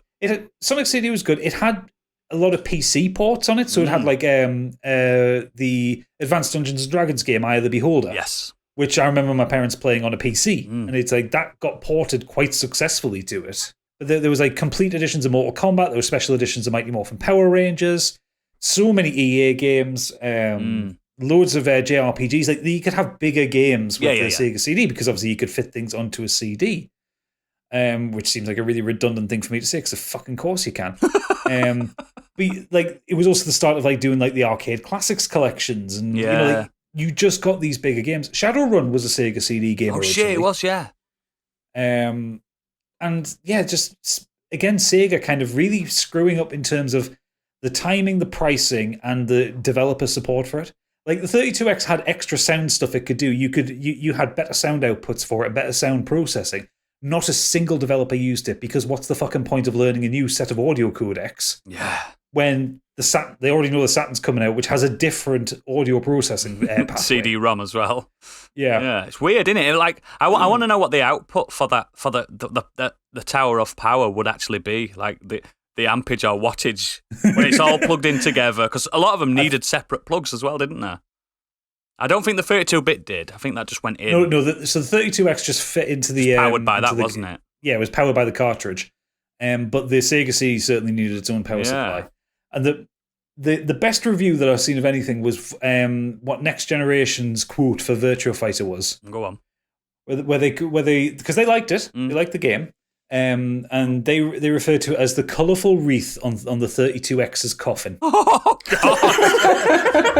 Which I think is the best damning with faint praise I've ever heard. But yeah, so 32X, what a load of bullshit. Rest in peace. Seems like post-original Mega Drive, everything Sega did just... Everything they touched turned to shit. Yeah. Yes. Even if they had some good games on there, in general... Every single Sega console's had a few bangers. They just haven't had enough. But yeah, everything post that original like Mega Drive. Yeah. Just... Yeah. The thing is, I don't ever remember actually seeing a Saturn in person. I've never touched a Saturn. I have. Yeah, my friend had one in the village. I know the control pad. People like that, but it looked a bit like the Mega Drive 2 control pad, didn't it? Yeah, it did. Yeah, but like the Dreamcast. The Dreamcast was amazing for what it was, but just again, they didn't have the software. Yeah, and it was too expensive compared to the PlayStation. Excellent. So, Candy, what you got? I'm following the trend with another gaming peripheral. Let's do this. Let's do it. It's the 64DD. Oh my God. Yeah, remember him? Oh yeah. What is that? For the Nintendo 64 disc drive. So yeah, and it was a disc drive, and it sort of sat underneath the N64 through. It was a behemoth. The bottom. It was literally like a tower on top of a tower. Oh, good lord, yeah, I remember that now that you mentioned it. Well, it was huge. It was really big news from as soon as the N64 was launched. So it was a disc drive. It was developed for the N64. It eventually launched actually towards the end of the console's life cycle. Yep. And it ended up only being released in Japan after numerous delays. Now, bear in mind, this was first announced in 1995, a year before the N64 itself was released. Yep. And that was in response to the PlayStation. Because they stole Final Fantasy off them. They stole Final Fantasy, and it's a well-known fact that Sony had been developing the PlayStation for Nintendo. PlayStation. Yep. Nintendo eventually decided that they wussed out, basically. They wussed out of having a CD-based system and instead opting for a cartridge-based system. They fucked it. They really did. It also went on like money distribute, like splitting the profits and stuff. They weren't into that either. Of course. I think that was an actual real turning point, I think, for Nintendo not going with that CD. rather than opting for the cartridge Stupid, itself. silly Nintendo. Yeah. So, of course, eventually Sony released the PlayStation themselves to great success. One of the best consoles ever made. Yeah. Oh, wasn't it? And seeing the roaring success of PlayStation, obviously, and after losing many of its developers, like you said, Square Enix probably being one of the biggest. It was Square at the time, wasn't it? And Enix that was as well. an absolute kick in the gut for them. It was like it was huge that they were calling them like heels and turncoats, and I can't believe you've taken our Final Fantasy. You've done this to us. We made you. We made you. We can unmake you. And it was the big Final Fantasy VII versus Ocarina of Time as well. I think they released around the same time. I remember in the playground you couldn't like both, and I liked both, not. but I was like, no, I like Final Fantasy more. Ignore them. But to me, Zelda fans, I like Zelda more. I read a story very quickly somewhere that I heard that Sony only found out at a presentation that Nintendo had gone with, I think it was Philips or something they went with? Philips. They announced it on stage in front of they didn't Sony. know. They had no idea that they were being dropped. And they were like, right. Sony's like, fuck you. Yeah. Also, the PlayStation, it was just much, much easier to develop for. Yeah. So Nintendo scrambled. They scrambled to develop its own disc-based system, which ended up being the DD. It was just absolutely mired with constant delays. So I think they'd intended it for it to come out in 96, and as I said, it was eventually 99. It didn't even make an appearance at E3 months before. 1999? Yeah. That's like PlayStation 2's coming out. PlayStation 2 came out a year later. What the fuck's wrong with you, Nintendo? Well, I think even Miyamoto came out and said, had this released at launch, we probably would have had something, but he couldn't see the point of releasing it that late in the game. I genuinely don't even know what games have come out on this. I think Stig's Butler lives in it. Exclusively, there were 9 games. Ooh, that was worth it. Yeah, I think a lot of the games that had originally been announced exclusively for the DD eventually came out either on the N64, pushed back to GameCube, or jumped ship altogether. So some of the titles included Kirby 64, which came out on the N64, Paper Mario, that was also Nintendo 64, Donkey Kong 64, N64, and Zelda Gaiden, which eventually became Majora's Mask. Oh. You could play the N64 with the expansion pack. Do you remember you could switch out the memory slot thing? Didn't you take out the Rumble pack to put the expansion pack in? I can't remember. No, the expansion pack went in the top of the console. Yeah, so the memory card and the Rumble pack went into the controller, and then that went into the console itself. And then Resident Evil 0, which eventually came out for the Dreamcast. GameCube. And yeah. So when it was eventually released 1,000 years later, it was you could only buy it via mail order on a subscription service. That's stupid. Yeah, That's stupid. I want to shake Nintendo sometimes. Give up. Honestly, there's absolutely no sense to some of these decisions. So it would include the DD, a mouse, and access to Ransnet, which would sort of eventually become the Nintendo eStore. And essentially you could download patches and play demos and betas and things, all the things you can do now. So actually it was a little bit ahead of its time there, but they only sold 15,000 units. Wow. Altogether. We've had way more downloads than they had sold units. So eventually, hate that Nintendo. Not even eventually. It died within 2 years. I'm looking at the Wikipedia now, and it's like, when you say it's a disc-based system, it's not CDs or anything like that. Mm-mm. It's just a disc.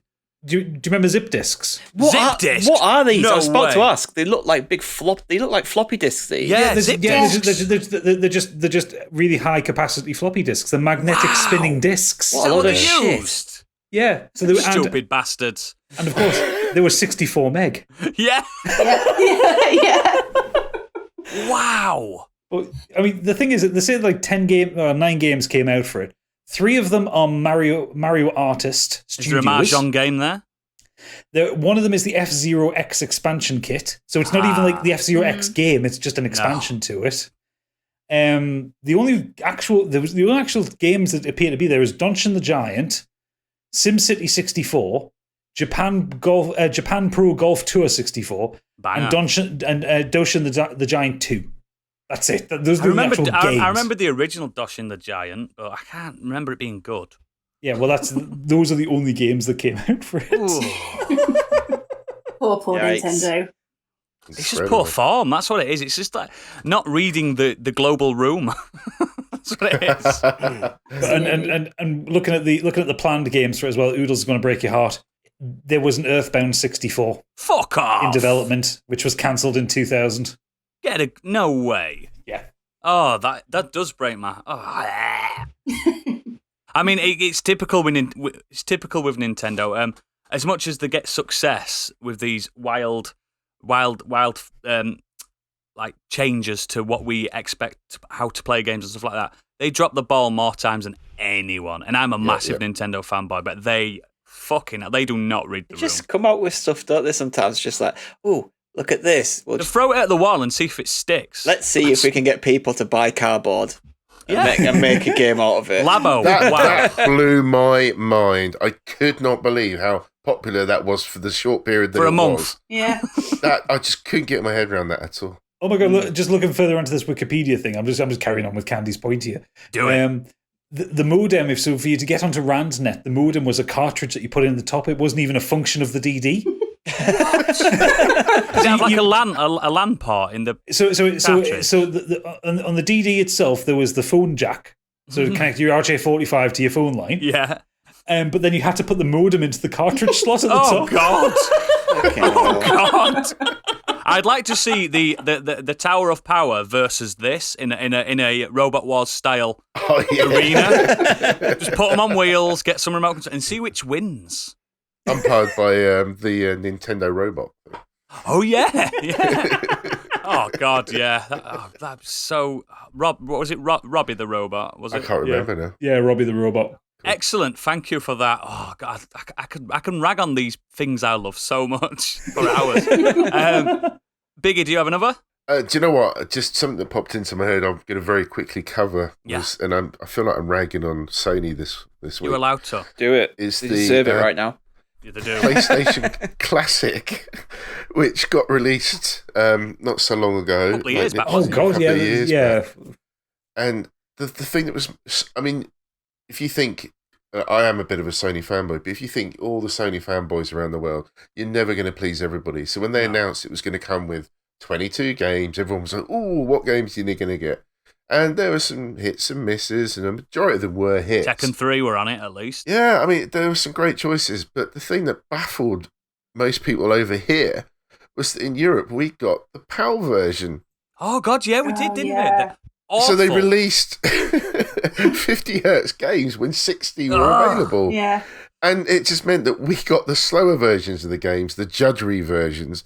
And it got to the point where, when that naturally got hacked, that the modders put a better emulator on it than Sony did. Which just blows my mind. And sorry, yes, I have got a PlayStation Classic. And yes, it's hacked. So have I, mate. Don't worry about it. A nice piece of kit. I've got it with about 500 games on it. Yep. I own them all. Just the fact that got modded into a better emulator than the people that actually made it just is insane. And the choice of putting 50 hertz is just, wow. What a stupid idea. Unbelievable. Playing, like when you go back to games, even simple 2D games like Symphony of the Night, that's a really early game to play, but in the PAL version's even worse. Yep. Oh, it's shocking. There's stuttering all the time. It's awful.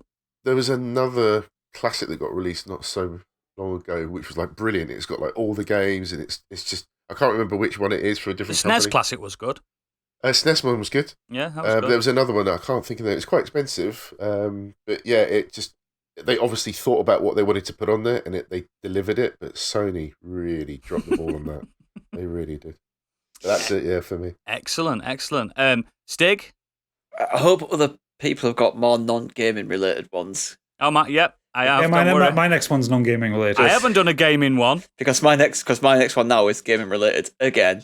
I think don't worry about it, because our main technological diet is gaming. So yeah. don't worry about it. So I'm going to talk about the Kinect. Oh, let's.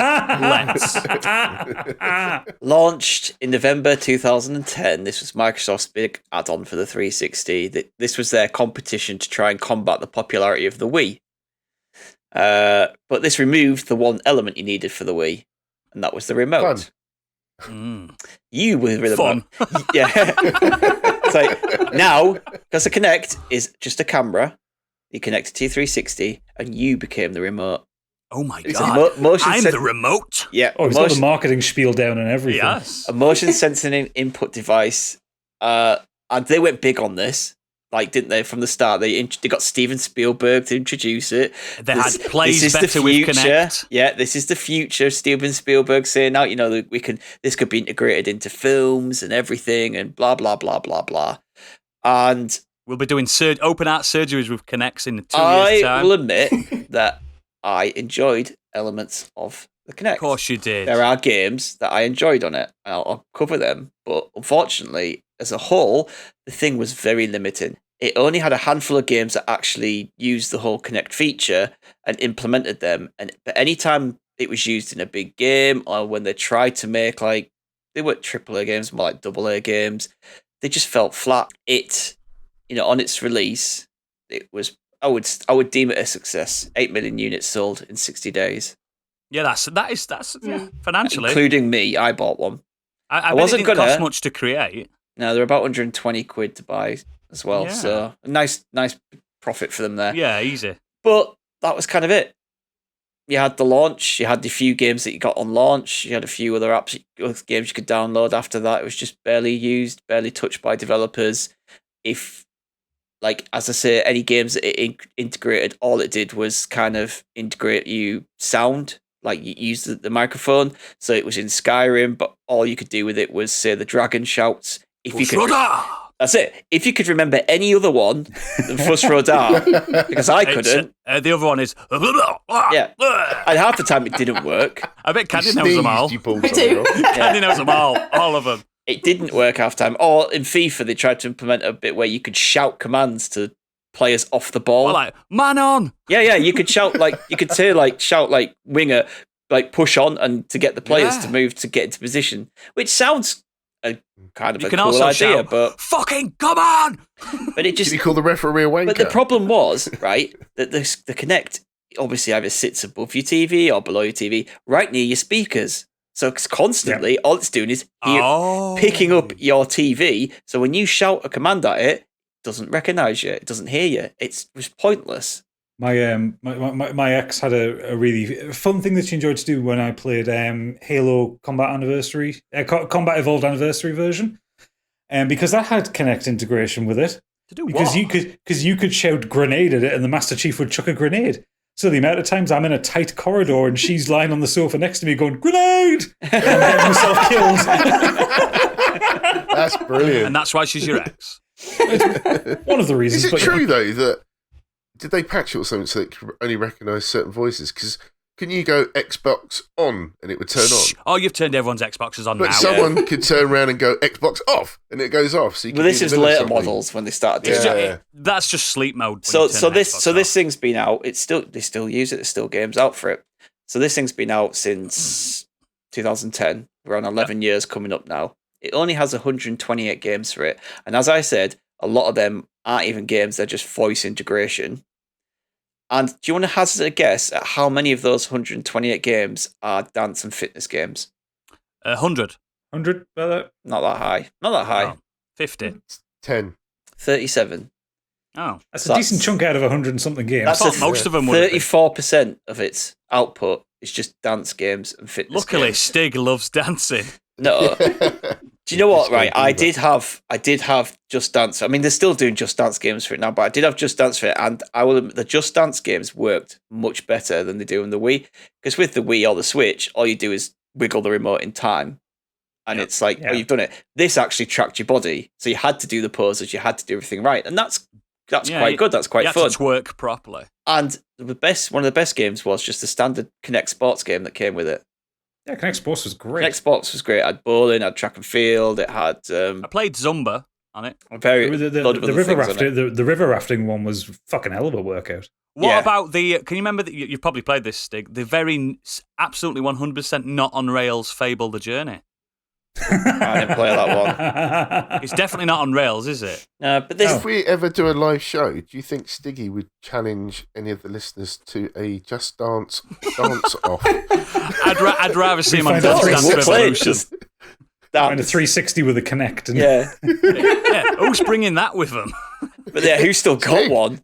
Jesus. But like the track and field was really good because Kinect actually could track two bodies, so you could play two-player on it. Throw a proper javelin at the wall. And you could do. One Christmas Eve, New Year's Eve, around my brother's house, and I took it all around there because this was the new thing. Look, check this out. This is all cool. Blah blah blah. And we had two teams of 5, and each you play too many games at parties. Each person had no, we're getting drunk. Like, just anyway. I just remember your Guitar Hero party that you had. Oh yeah, play a Guitar Hero at a house party. It was just set up. Anyway, I drink in a corner on my own. This is like it was just hilarious. It was so much fun. Just like everyone like pissed as fuck, like just trying to run on the spot, like failing massively. Oh, my brother, who just for some reason can't jog on the spot, and every time he did it, he just ran towards the TV, slowly just like jogging towards the TV because he can't jog on the spot. But the best one for it, Fruit Ninja. Yeah. So Fruit Ninja, obviously on the mobile games. Same games, as the phone one. Exactly the same, but instead of swiping with your finger, you used your hands. That's cool. Yeah, that must be good. Right, get your phones out. Yeah. I'm going to share this. I will share this on social media. I'm going to send you all a clip of me playing this. Oh my God. I found a clip of me playing this, and this was me trying to beat the high score and like smash the pomegranate at the end. I think you sent me the wrong video. This is rude. I'm joking. Look at me. Look how... That's amazing. Why are you so angry? Yeah. Why were you never a drummer? You look like you got Tourette's. I'm just smashing that pomegranate and like. It reminds me of Stigdrome. Do you know what it reminds me of? Gadget, you'll know this. It reminds me of Fist of the North Star. It fucking does. He's fucking going for it. But yeah, incredible, mate. It was so good. I'm going to post that out for people to see because it was just I was constantly trying to beat that 500 score on it. You were in incredible shape there as well, mate. Incredible shape. Annoyingly. But yeah, stop playing Fruit Ninja then. Yeah, you need to get back on it. This was obviously Microsoft's new baby at the time, the thing that was going to revolutionize them and push them on so much. They must have put a lot of money into this because they then forced it on everyone who bought an Xbox One. You had no choice. Yeah, you had no choice. They launched it. It comes with Kinect. DRM, baby. Yeah, it comes with Kinect, and it's always on. It's always listening, and everyone's like, "Don't want that." Yeah, and eventually, yes. The E3 conference that killed Phil Spencer's career. Yes. Yeah, that was a real deal breaker. And when Sony came out and said, "This is how we share games," and passed them a game. Yeah. Everything about that conference was terrible. So but good. The Kinect in it was just like it was already on its side. It was already dead. It was already dead at that point, and that Microsoft still tried to push it, and no one wanted it. No one. I mean, the most people have used it for is Xbox turn on. Yeah. I've been to houses where people have said it still, like in last. You could have easily just put that in. Still got one. You could have put that in the controller. Yeah, of course you could. Or a microphone in the console. If you wanted to integrate voice commands, you could have done it that way. Not have this camera that you had to plug in was always on, and you couldn't use this. Originally, they said you can't use the console without Kinect plugged in. And it was like, wow, what? Like, can you imagine saying that to someone? You can't buy this console without having an expensive VR headset Sony as well. did follow suit though, because their HD camera that came with the PS4 was the same. You could voice control that. No, but you didn't have to have it. Yeah, you didn't have to, but they still wanted to use it. Like when Microsoft kind of gave up with packaging it in, and all of a sudden the Xbox One went from £425 to $350. Yeah. They suddenly started selling some. Oh, we're making a profit. Yeah, the Kinect was just fun for some games.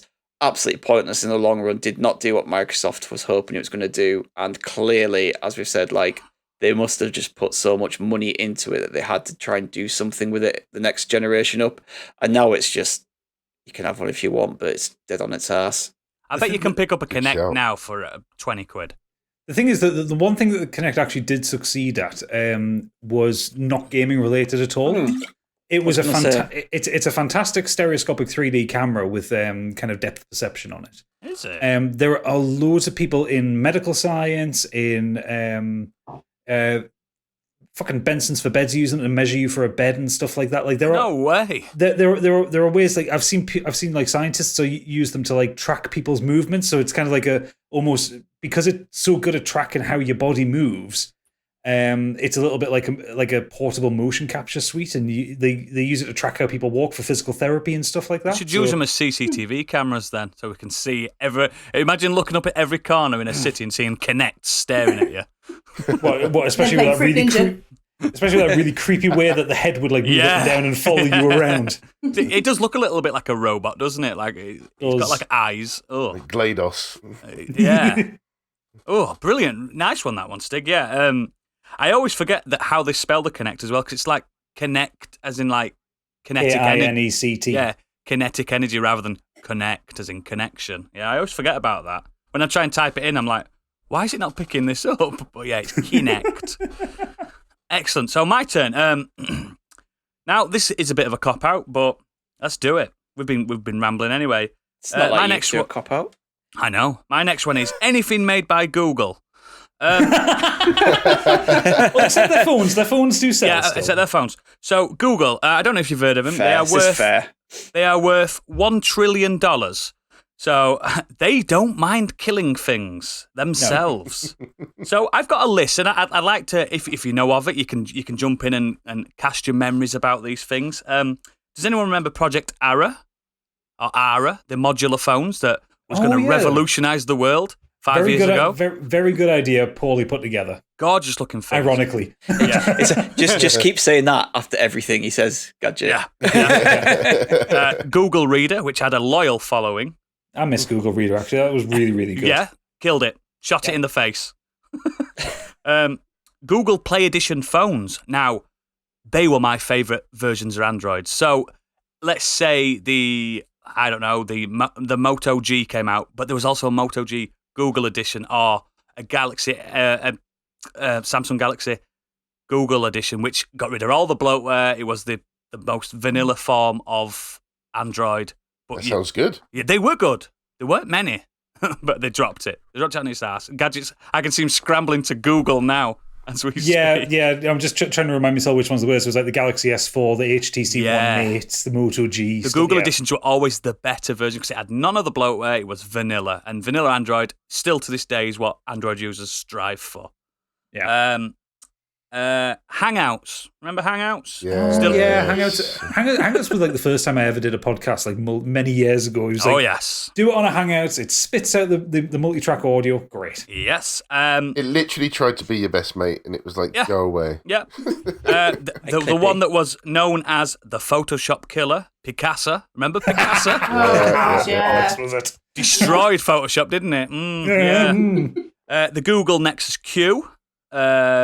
Which was an Android, it's like a tablet type thing. Yeah. Google Glass. Do you remember when everyone on the news was saying everyone's going to be having this thing on their face? Yeah. And you got these news stories going, if everyone's got a camera attached to their glasses, what's that going to mean for privacy? Yeah. We don't care. Wait, it'll die. Yeah. And the one that really stung me, and not many people, but the one I miss most is Google Plus. Yeah, I like Google Plus. I met a lot of good friends on Google Plus. I love Google Plus. I was deep entrenched into the launcher community. We were all trying to get the best launchers for his Android phones. It was the main at that point when you had an Android phone over an iPhone. You had more of a community focus. Do you know what I mean? There was Android Central. There was all these. It was such a nice world to live in. And then one day we got the announcement or the email on our Gmails, which still survives. By the way, we're getting rid of this. What? You know what I mean? This is a community of we've got 45,000 people in this one community. What are you getting rid of it for? Yeah, wasn't this meant to be their Facebook? It was different. It was different. It was a bit different to that, but yeah, it was a social media for nerds. Yeah, it was a. You could be forgiven for thinking it was like you could use it for business things as well. It had there was almost like a productivity focus to it. Yeah. I met, like, for instance, my friend who I talked about last week, One Line Derek. I met him through a YouTuber community group on Google Plus. The community groups were like, imagine Reddit but kind. You know what I mean? it was a bit like that, and like people used to share the screenshots, and it was just so quick and easy to use, and it was right there. You didn't have to download it; it existed on your phone. It connected to your Gmail. It was absolutely incredible for me at that time. And then they, like I said, they got the cow gun out. Straight to the temple, doof, gone. See you later. And it broke my heart. As I was looking into this, what Google killed, a lot of people are saying that because there's a website I found. It's called killedbygoogle.com. This website, it's incredible. It's such a good website. It's a website that has every single Google created idea and product and lets you know of its demise or predictions of when Google will drop it. Would you like to know the 2 Bucky's favourites that are going to be dropped next? Stadia. Yeah. Stadia is number 1. Yeah. And Google Photos, believe it or not. Do you think they'll get rid of Google Photos? They're predicting it, and they've had a really good success rate on that. So, Google Photos, if you've got everything backed up to Google, get it off. Get it off. Get it off now, because they will shoot it in the head. What the fuck? I just look at this website. There's just stuff all, like, it's a huge long page of just like so good. tombstones with dates against it for stuff that Google have killed. Yeah, and it's just such a shame. Like, but because they are worth that much money, they don't care. What was that thing that came out recently about Google Stadia? How much they tried to pay or did pay for those exclusive game launches? Millions. Just unbelievable money thrown at something. But when you're worth trillions, I know, millions doesn't mean anything. It was just it's just such a shame. It's like, because like they know what they're doing. It is worth remembering though that a lot of the things that Google creates and kills tends to be proof of concept for something else. Yes. So like a lot of the technology behind Stadia is stuff that they will use in something else in the future. Oh yeah. Like that kind of, that instant YouTube integration with things, and the ability to kind of like latency free streaming of interactive stuff. So yeah, it sucks when they cancel stuff like Google Plus, because that stuff was really good, but like all the stuff with the Google phones and like the Google Play editions, that led to the Nexus phones, and then it also led to the Pixel phones. Yeah, which are great phones. Yeah, exactly. So it does suck when they do this, but it's not like when EA kills things, because that's just plain old murder. Yeah. Oh yeah. Do you know the one success that, not the actual search engine, obviously that's the most used thing ever. It's now a doing word. It's do you know what I mean? To Google something. But the one major success that they didn't really predict as well as it took off is Google Maps. Yeah. Nobody uses Apple Maps. And if you do, you're daft. Yeah. If there is even Maps. I don't even know if there is Apple Maps anymore. You just download Google Maps and everyone uses Google Maps. It's massive, it's huge. Google I know Earth. It's obvious, but you actually look at how well integrated Google is into so many different things. It is actually quite frightening and very clever how a lot of things now sync through into each other. Google will just... I've had the same Gmail. I can understand why they've got trillions. I've had the same Gmail since from when I first got a Gmail. Do you know what I mean? I've had it. That's like my oldest, by far my oldest email address. And we use Google Drive and stuff. Imagine if they killed Google Drive. Yeah. We'd have to pay for Dropbox. It's not like you tell someone to go ask Jeeves, is it? It's Google. Yeah, to Google just something. Became, like you say, just became a verb. The thing. It's a thing, isn't it? It's incredible. But the main thing that stung is Google Plus. I miss it dearly. And people are going to say, it were crap. You were never in it. Gadget knows he was in it. I was there. It was a movement, and we just got executed. So I miss you so much. Rest in peace, Google Plus. Gadget, what you got? Okay, so if you just give me a second to alter Vista what I'm going to talk about here. So for my last one, this one's very near and dear to my heart. As a musician, as a music lover, the humble mini disc. Oh, the mini disc. Oh, what a beauty. Created, and I didn't realize, released originally in 1992. Oh, yeah. Didn't realize it was that old. But mini disc, a new kind of optical media format created by Sony. It is literally what it says on the tin. It is a small CD. Oh, it's gorgeous, though. In a little plastic case. So it's kind of, when you look at it, it looks a little bit like an old floppy disk. But it held as much audio as a standard size CD in a pretty comparable bit rate. So, like, you didn't really notice the difference between a CD and a mini disc. They became a bit of a craze for about 10 years amongst kind of audio enthusiasts. I remember I got a Sharp mini disc recorder for Christmas, and a portable one.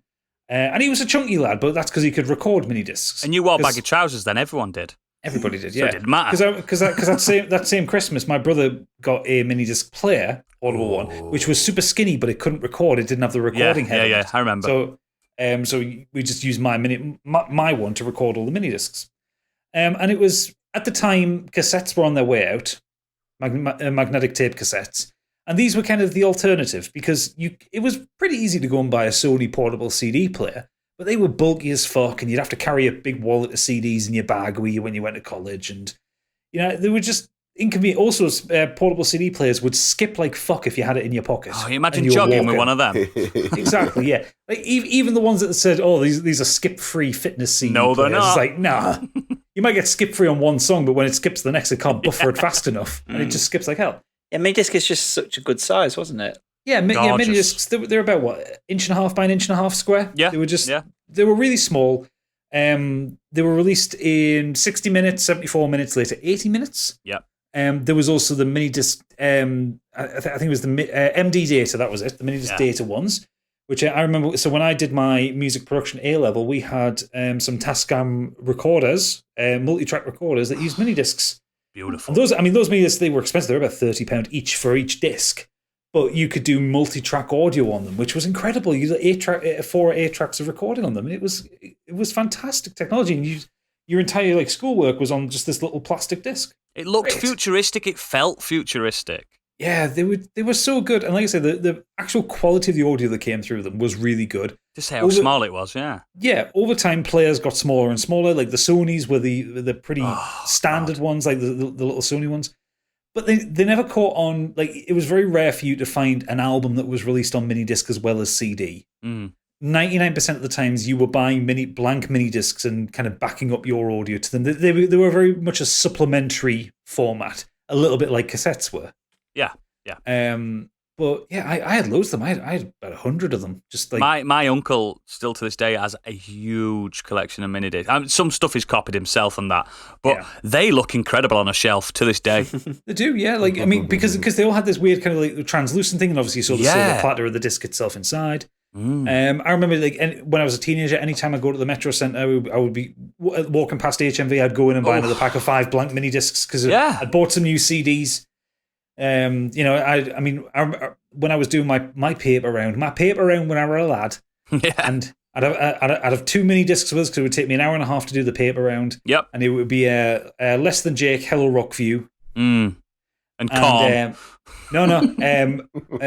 OPM's Menace to Sobriety. Oh, you're a little skateboarder, were you? Oh yeah, I was a proper little skate punk. Never owned a skateboard, but you didn't need to. Loved the music and the scene. You didn't need to.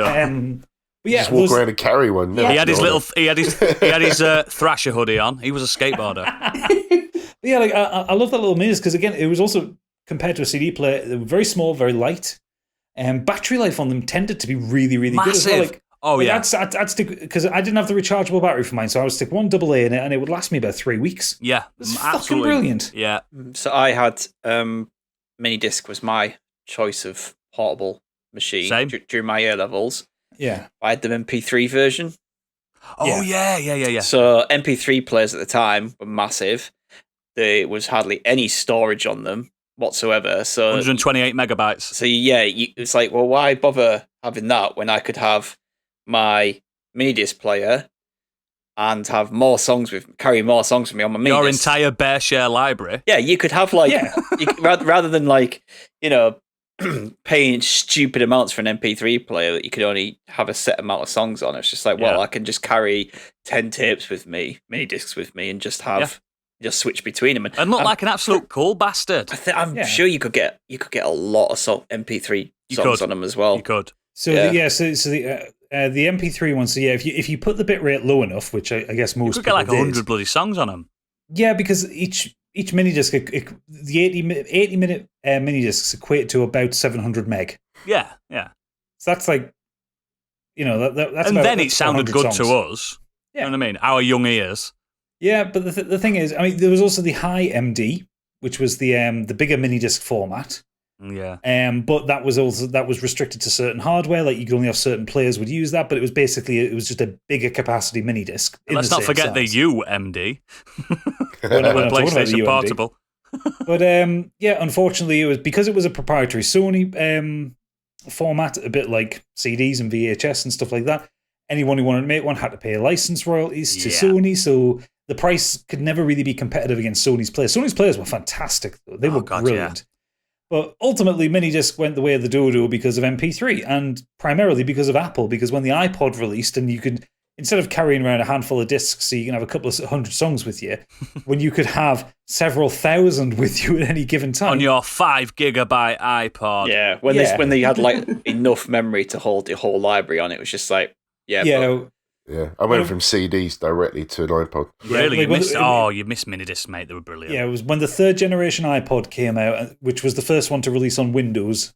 Yeah. Because the first 2 were Mac only. Yeah. They had the 3rd generation iPod came out, which you got in 10 gig or 20 gig.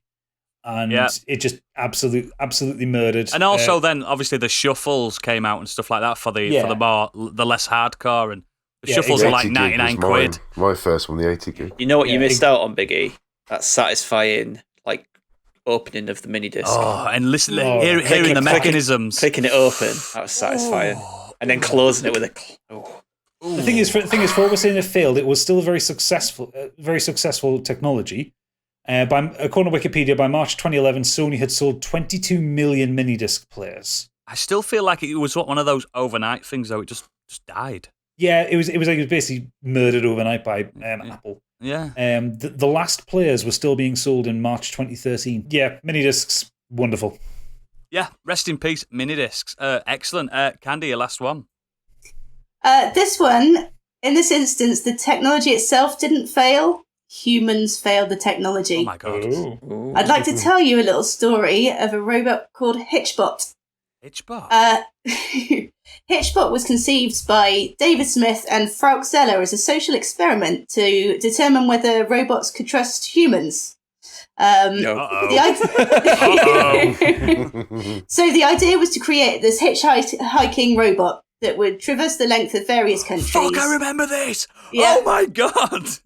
Due to the kindness of strangers. Yes! The robot successfully travelled more than 6,000 kilometres from Halifax to Victoria in Canada. Yeah. Following that, it got through Germany and then the Netherlands completely unscathed. So after its previous successes, Hitchbot's next mission was to travel the length of the USA, starting in Massachusetts to California. Uh-oh. I think you could probably guess how that went. That thing got shagged. It got shagged so much. So during his little trip, they packed him off. The last thing it said to its creator was, "I think I've changed my mind." Are you being serious? Yeah, the robot Seriously? is crying. She said, "Goodbye, Hitchbot. I think I've changed my mind." So oh my God. during this trip, he'd made a bucket list of destinations that he'd hoped that people would take him to, and these included seeing the lights in Times Square, the Grand Canyon, Disney World, every big touristy destination in the States. Yeah. Unfortunately, tragedy struck when in Florida less than Florida man. No, he didn't even get that far. Less than 2 weeks into his adventure, he was violently murdered, beheaded. Oh my Just like Google Plus. And absolutely gutted by a vandal. Its remains were located by a fan. Images were sent to its creator, but unfortunately, I bet it was like, damaged. kill me now. I was just looking at it now. Someone's done a meme here. It's got like one side's picture of him with his suitcase on a chair with an American flag. The next one picture next to it is him just a pile of rubbish. And someone's put, nothing makes me laugh as consistently as remembering the story of Hitchbot, the hitchhiking robot that made it all the way across Canada and tried to do the same in the USA, but was immediately beaten to death in Philadelphia. I remember as soon as you told me what Hitchbot was, I remember the fact that at that moment in time, it was the most selfied object in the world, wasn't it? It was, yeah. I've never heard of this. Yeah. I've never heard of it. It was huge. It was a huge deal. It had When a did this massive fan happen? base. This When was was this? 2016, I believe. Yeah. So it wasn't that long ago. So the original experiment, it was a success. It did find out whether robots could trust humans or not. Well, it can trust good humans, just not Americans. Maybe not Americans. I want to get some feedback on this from because we do have an American audience. What would you do? American listeners will remember this. If Hitchbot turned up to your house, what would you do? Would you bring it in? Would you shoot it in its face? Would you Well, it was fuck a big problem because it had a tracker in it. Did you vote it in as president? So basically, whenever somebody, people would take it into their house, and because it has a tracker, people could they made it like, track it on his journey. I've seen pictures of it like sat and having dinner with people and stuff like this. You know what I mean? At football games, doing Mexican waves, but all these people would turn up to people's houses because they were massive fans. So they wake up in the morning, 50 people outside taking photos And of they got Hitchbot desecrated. and everything. Somebody must have tried to have sex with it in the States. Loads. You can imagine the tracker going off. Can't You you? got a Just pretty up, mouth, down, Hitchbot. up and down. It seems to be going up and down on the spot. Well, it could interact as well, so it could talk back. I do not want this. Bad touch. Not that. No. Oh, Hitchbot. This is the sound of a podcast going off the rails. Rest in peace, Hitchbot. Shut down. I think as much as we could talk about Hitchbot's exploits forever, Hitchbot off. and we may even record a play or a narrative based on his life. At some point. Not based on the way it ended. No. It's a tragedy. Oh, But we need to move on to our bulging Hitchbot mail sack. Yes. I wonder what had happened to that mail sack if we let it across America. I don't know, but we're starting off with another robot chat. Oh, no. Because X-Ben Blaster X has come in saying the Sony robot dog Aibos, originally launched in Aibo. 1999. Me and Stig were talking about these the other day. What a beautiful taste of the future this robot dog was. Big in scope, limited in capabilities, the future of man's best friend it wasn't. Today they fetch a high price on eBay, Yeah, they but do. that's all about it. It's about all it's good for.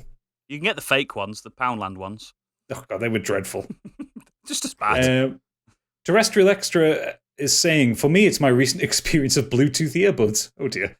I spent ages deliberating which to buy and settled on the discreet, loud, and quite expensive Jabra Elites. At first I thought, it's the future. No wires, good connection, but then one fell out into the sink while I was washing up. Oh, no. Luckily, they're somewhat waterproof, so it still worked. As time went on, they would randomly fall out in a shop. They would randomly fall out in a shop, in the street. But the last straw was when one fell into the toilet while I was taking a piss. No. Flush it. Just flush it. I had to fish through my piss to get it back. Oh, no. No. Is it a design flaw or is it my ears? I sold them on eBay.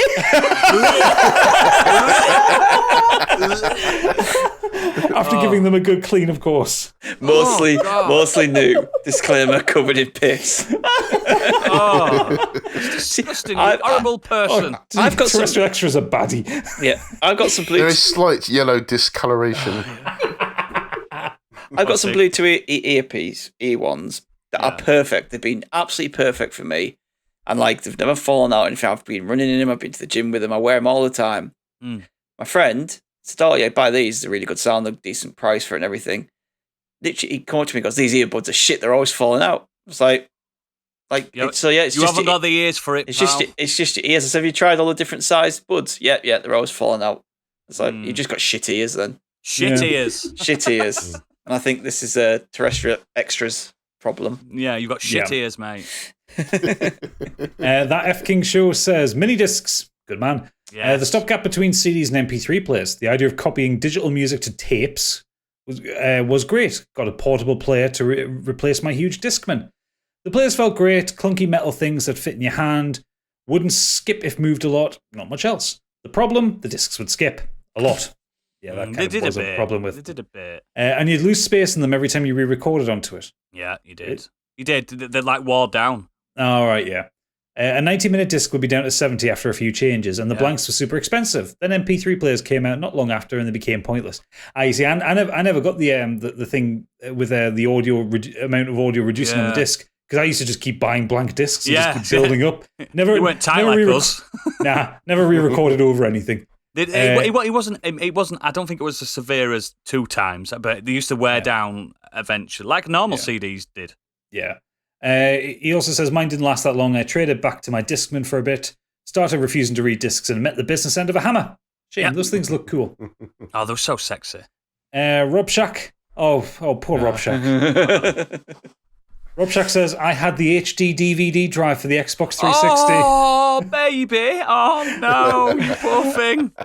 I was convinced it was going to be the winner against Blu-ray. Not only did it fail, but I feel like I failed. I wonder how many times you watched Dodgeball on that. You can see that was the quickest battle that was over. Done. You can see why, based on Sony's previous history. Yeah, they usually win. No, they don't. Betamax didn't win. Mini discs did kind of go the way of the dodo as well. Like people were saying, and people wouldn't know what a Blu-ray is, but they would know that a DVD in HD that made sense. Yeah. So that's why it kind of made sense that HD DVD would be the thing. But what colour scheme did they have? Was it like a red? Like it was a red, yeah. I think if the HD DVD drive was built into the Xbox 360, I think it might have won.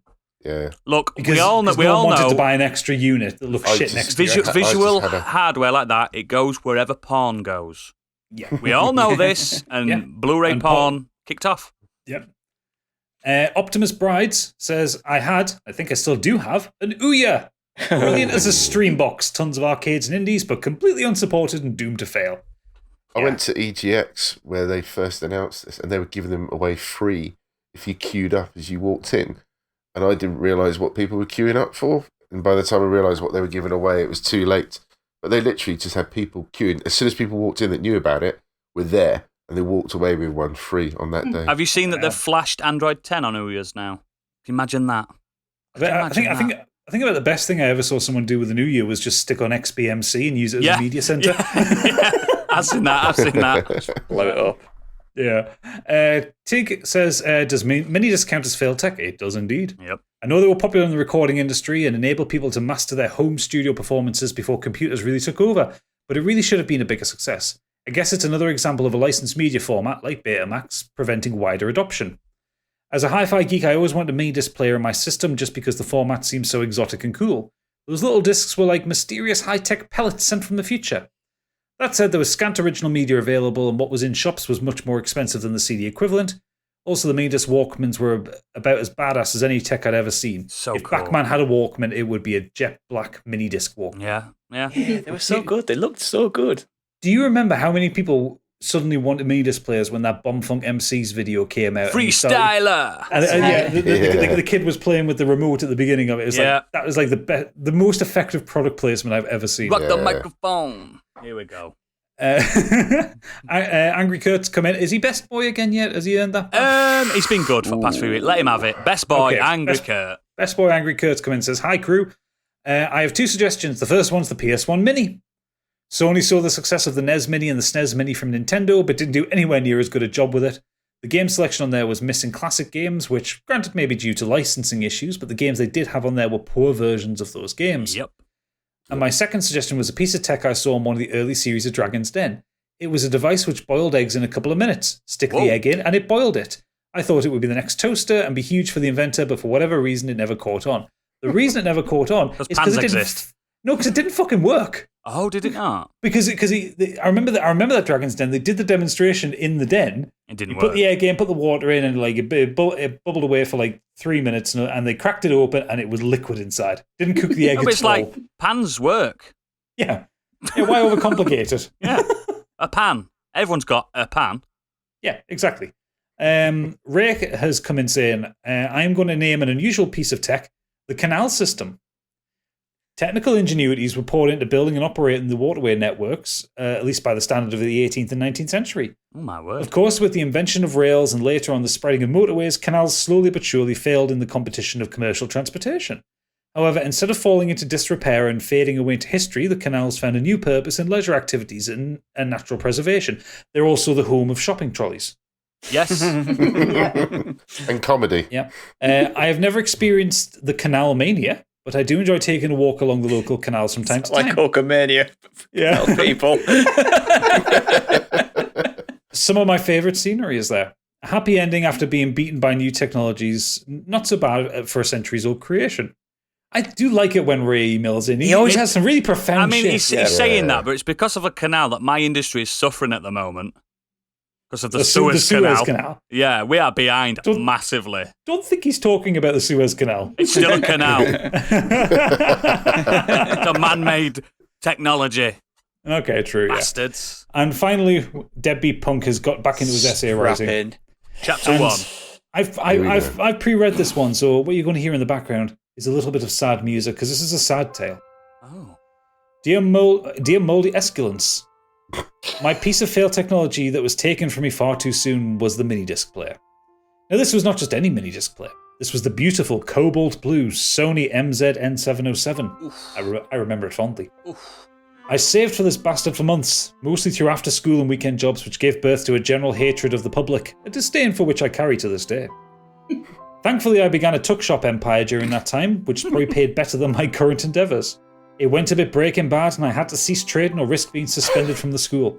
I had been caught buying 4 of the lockers to keep produce in and employed 2 of the students. Lanky Larry's were a goldmine. My ill-gained riches were bundled together, and I finally had enough of the beautiful mini-disc player. Not just the player, I went for the full package. The battery pack, which was a matching case that housed an AA battery so that I wouldn't be caught listening to pricks after straying too far from a power source. A mini display that contained all the information of what was currently playing, track and volume controls. This was a fucking revelation. The lead ran up the sleeve of your blazer in school, so it was excellent for some sneaky in-class entertainment.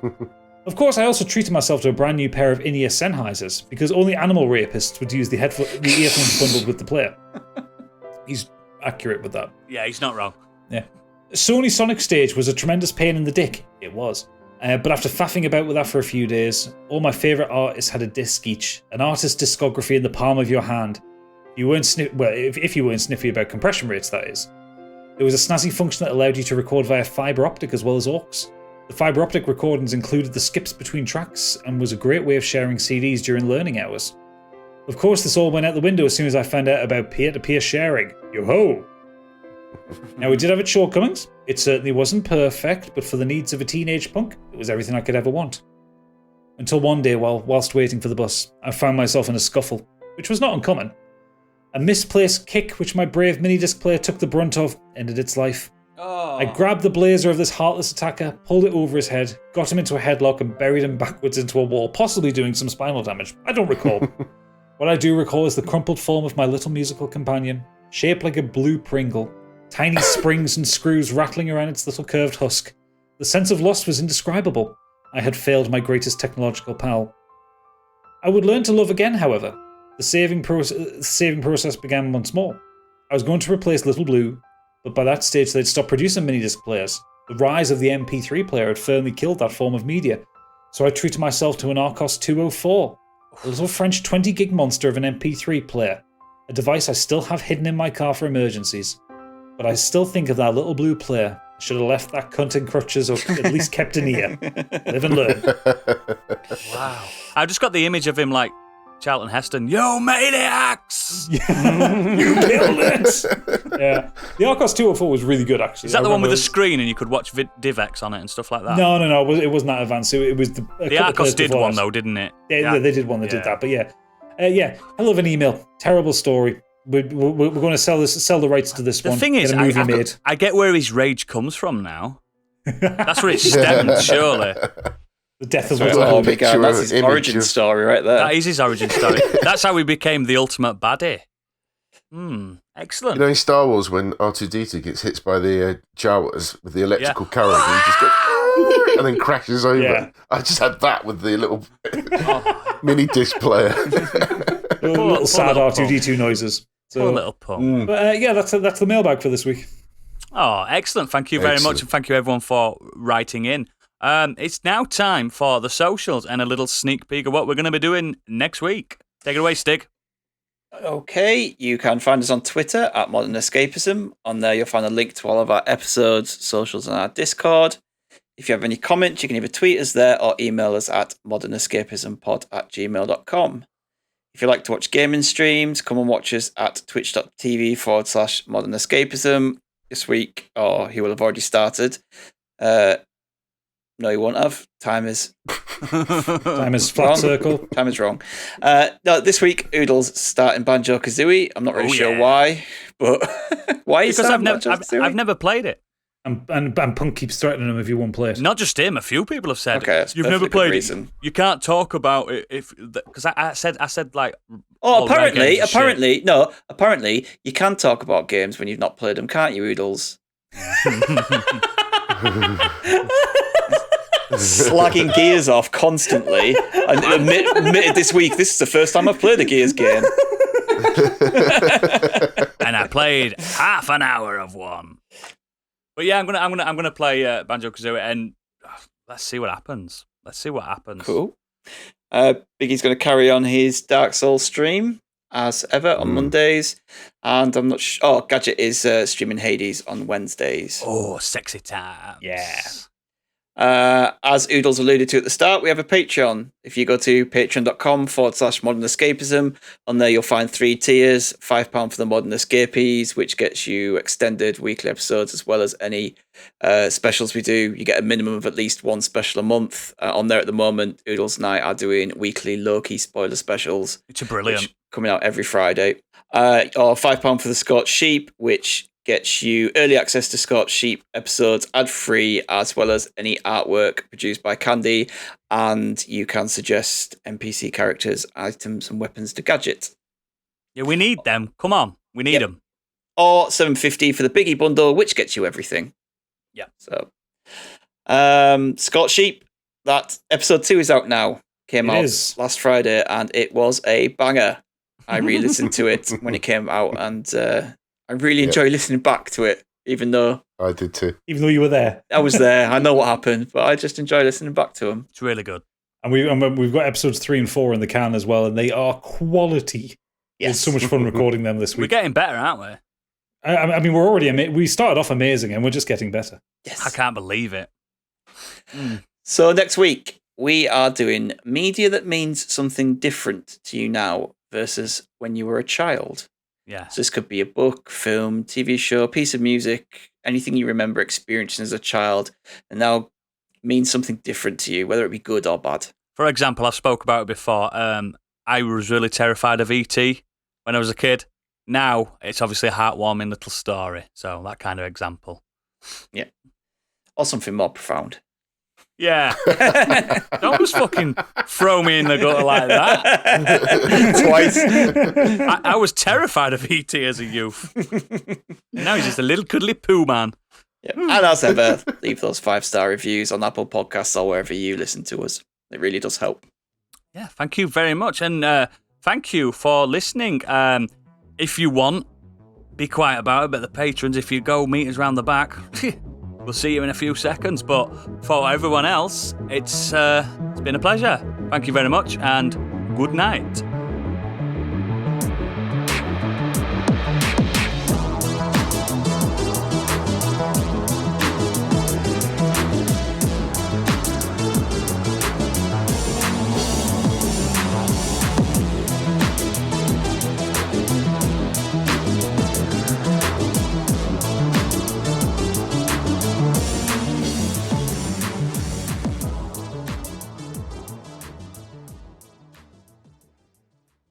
Got a new opening. Yo, yo, yo, welcome to Modern Escapism. I'm here in the crew. Ones and twos. For the ones and twos. Come to the front, come to the front. The louder you scream, the faster the ride. Here Now we're recording.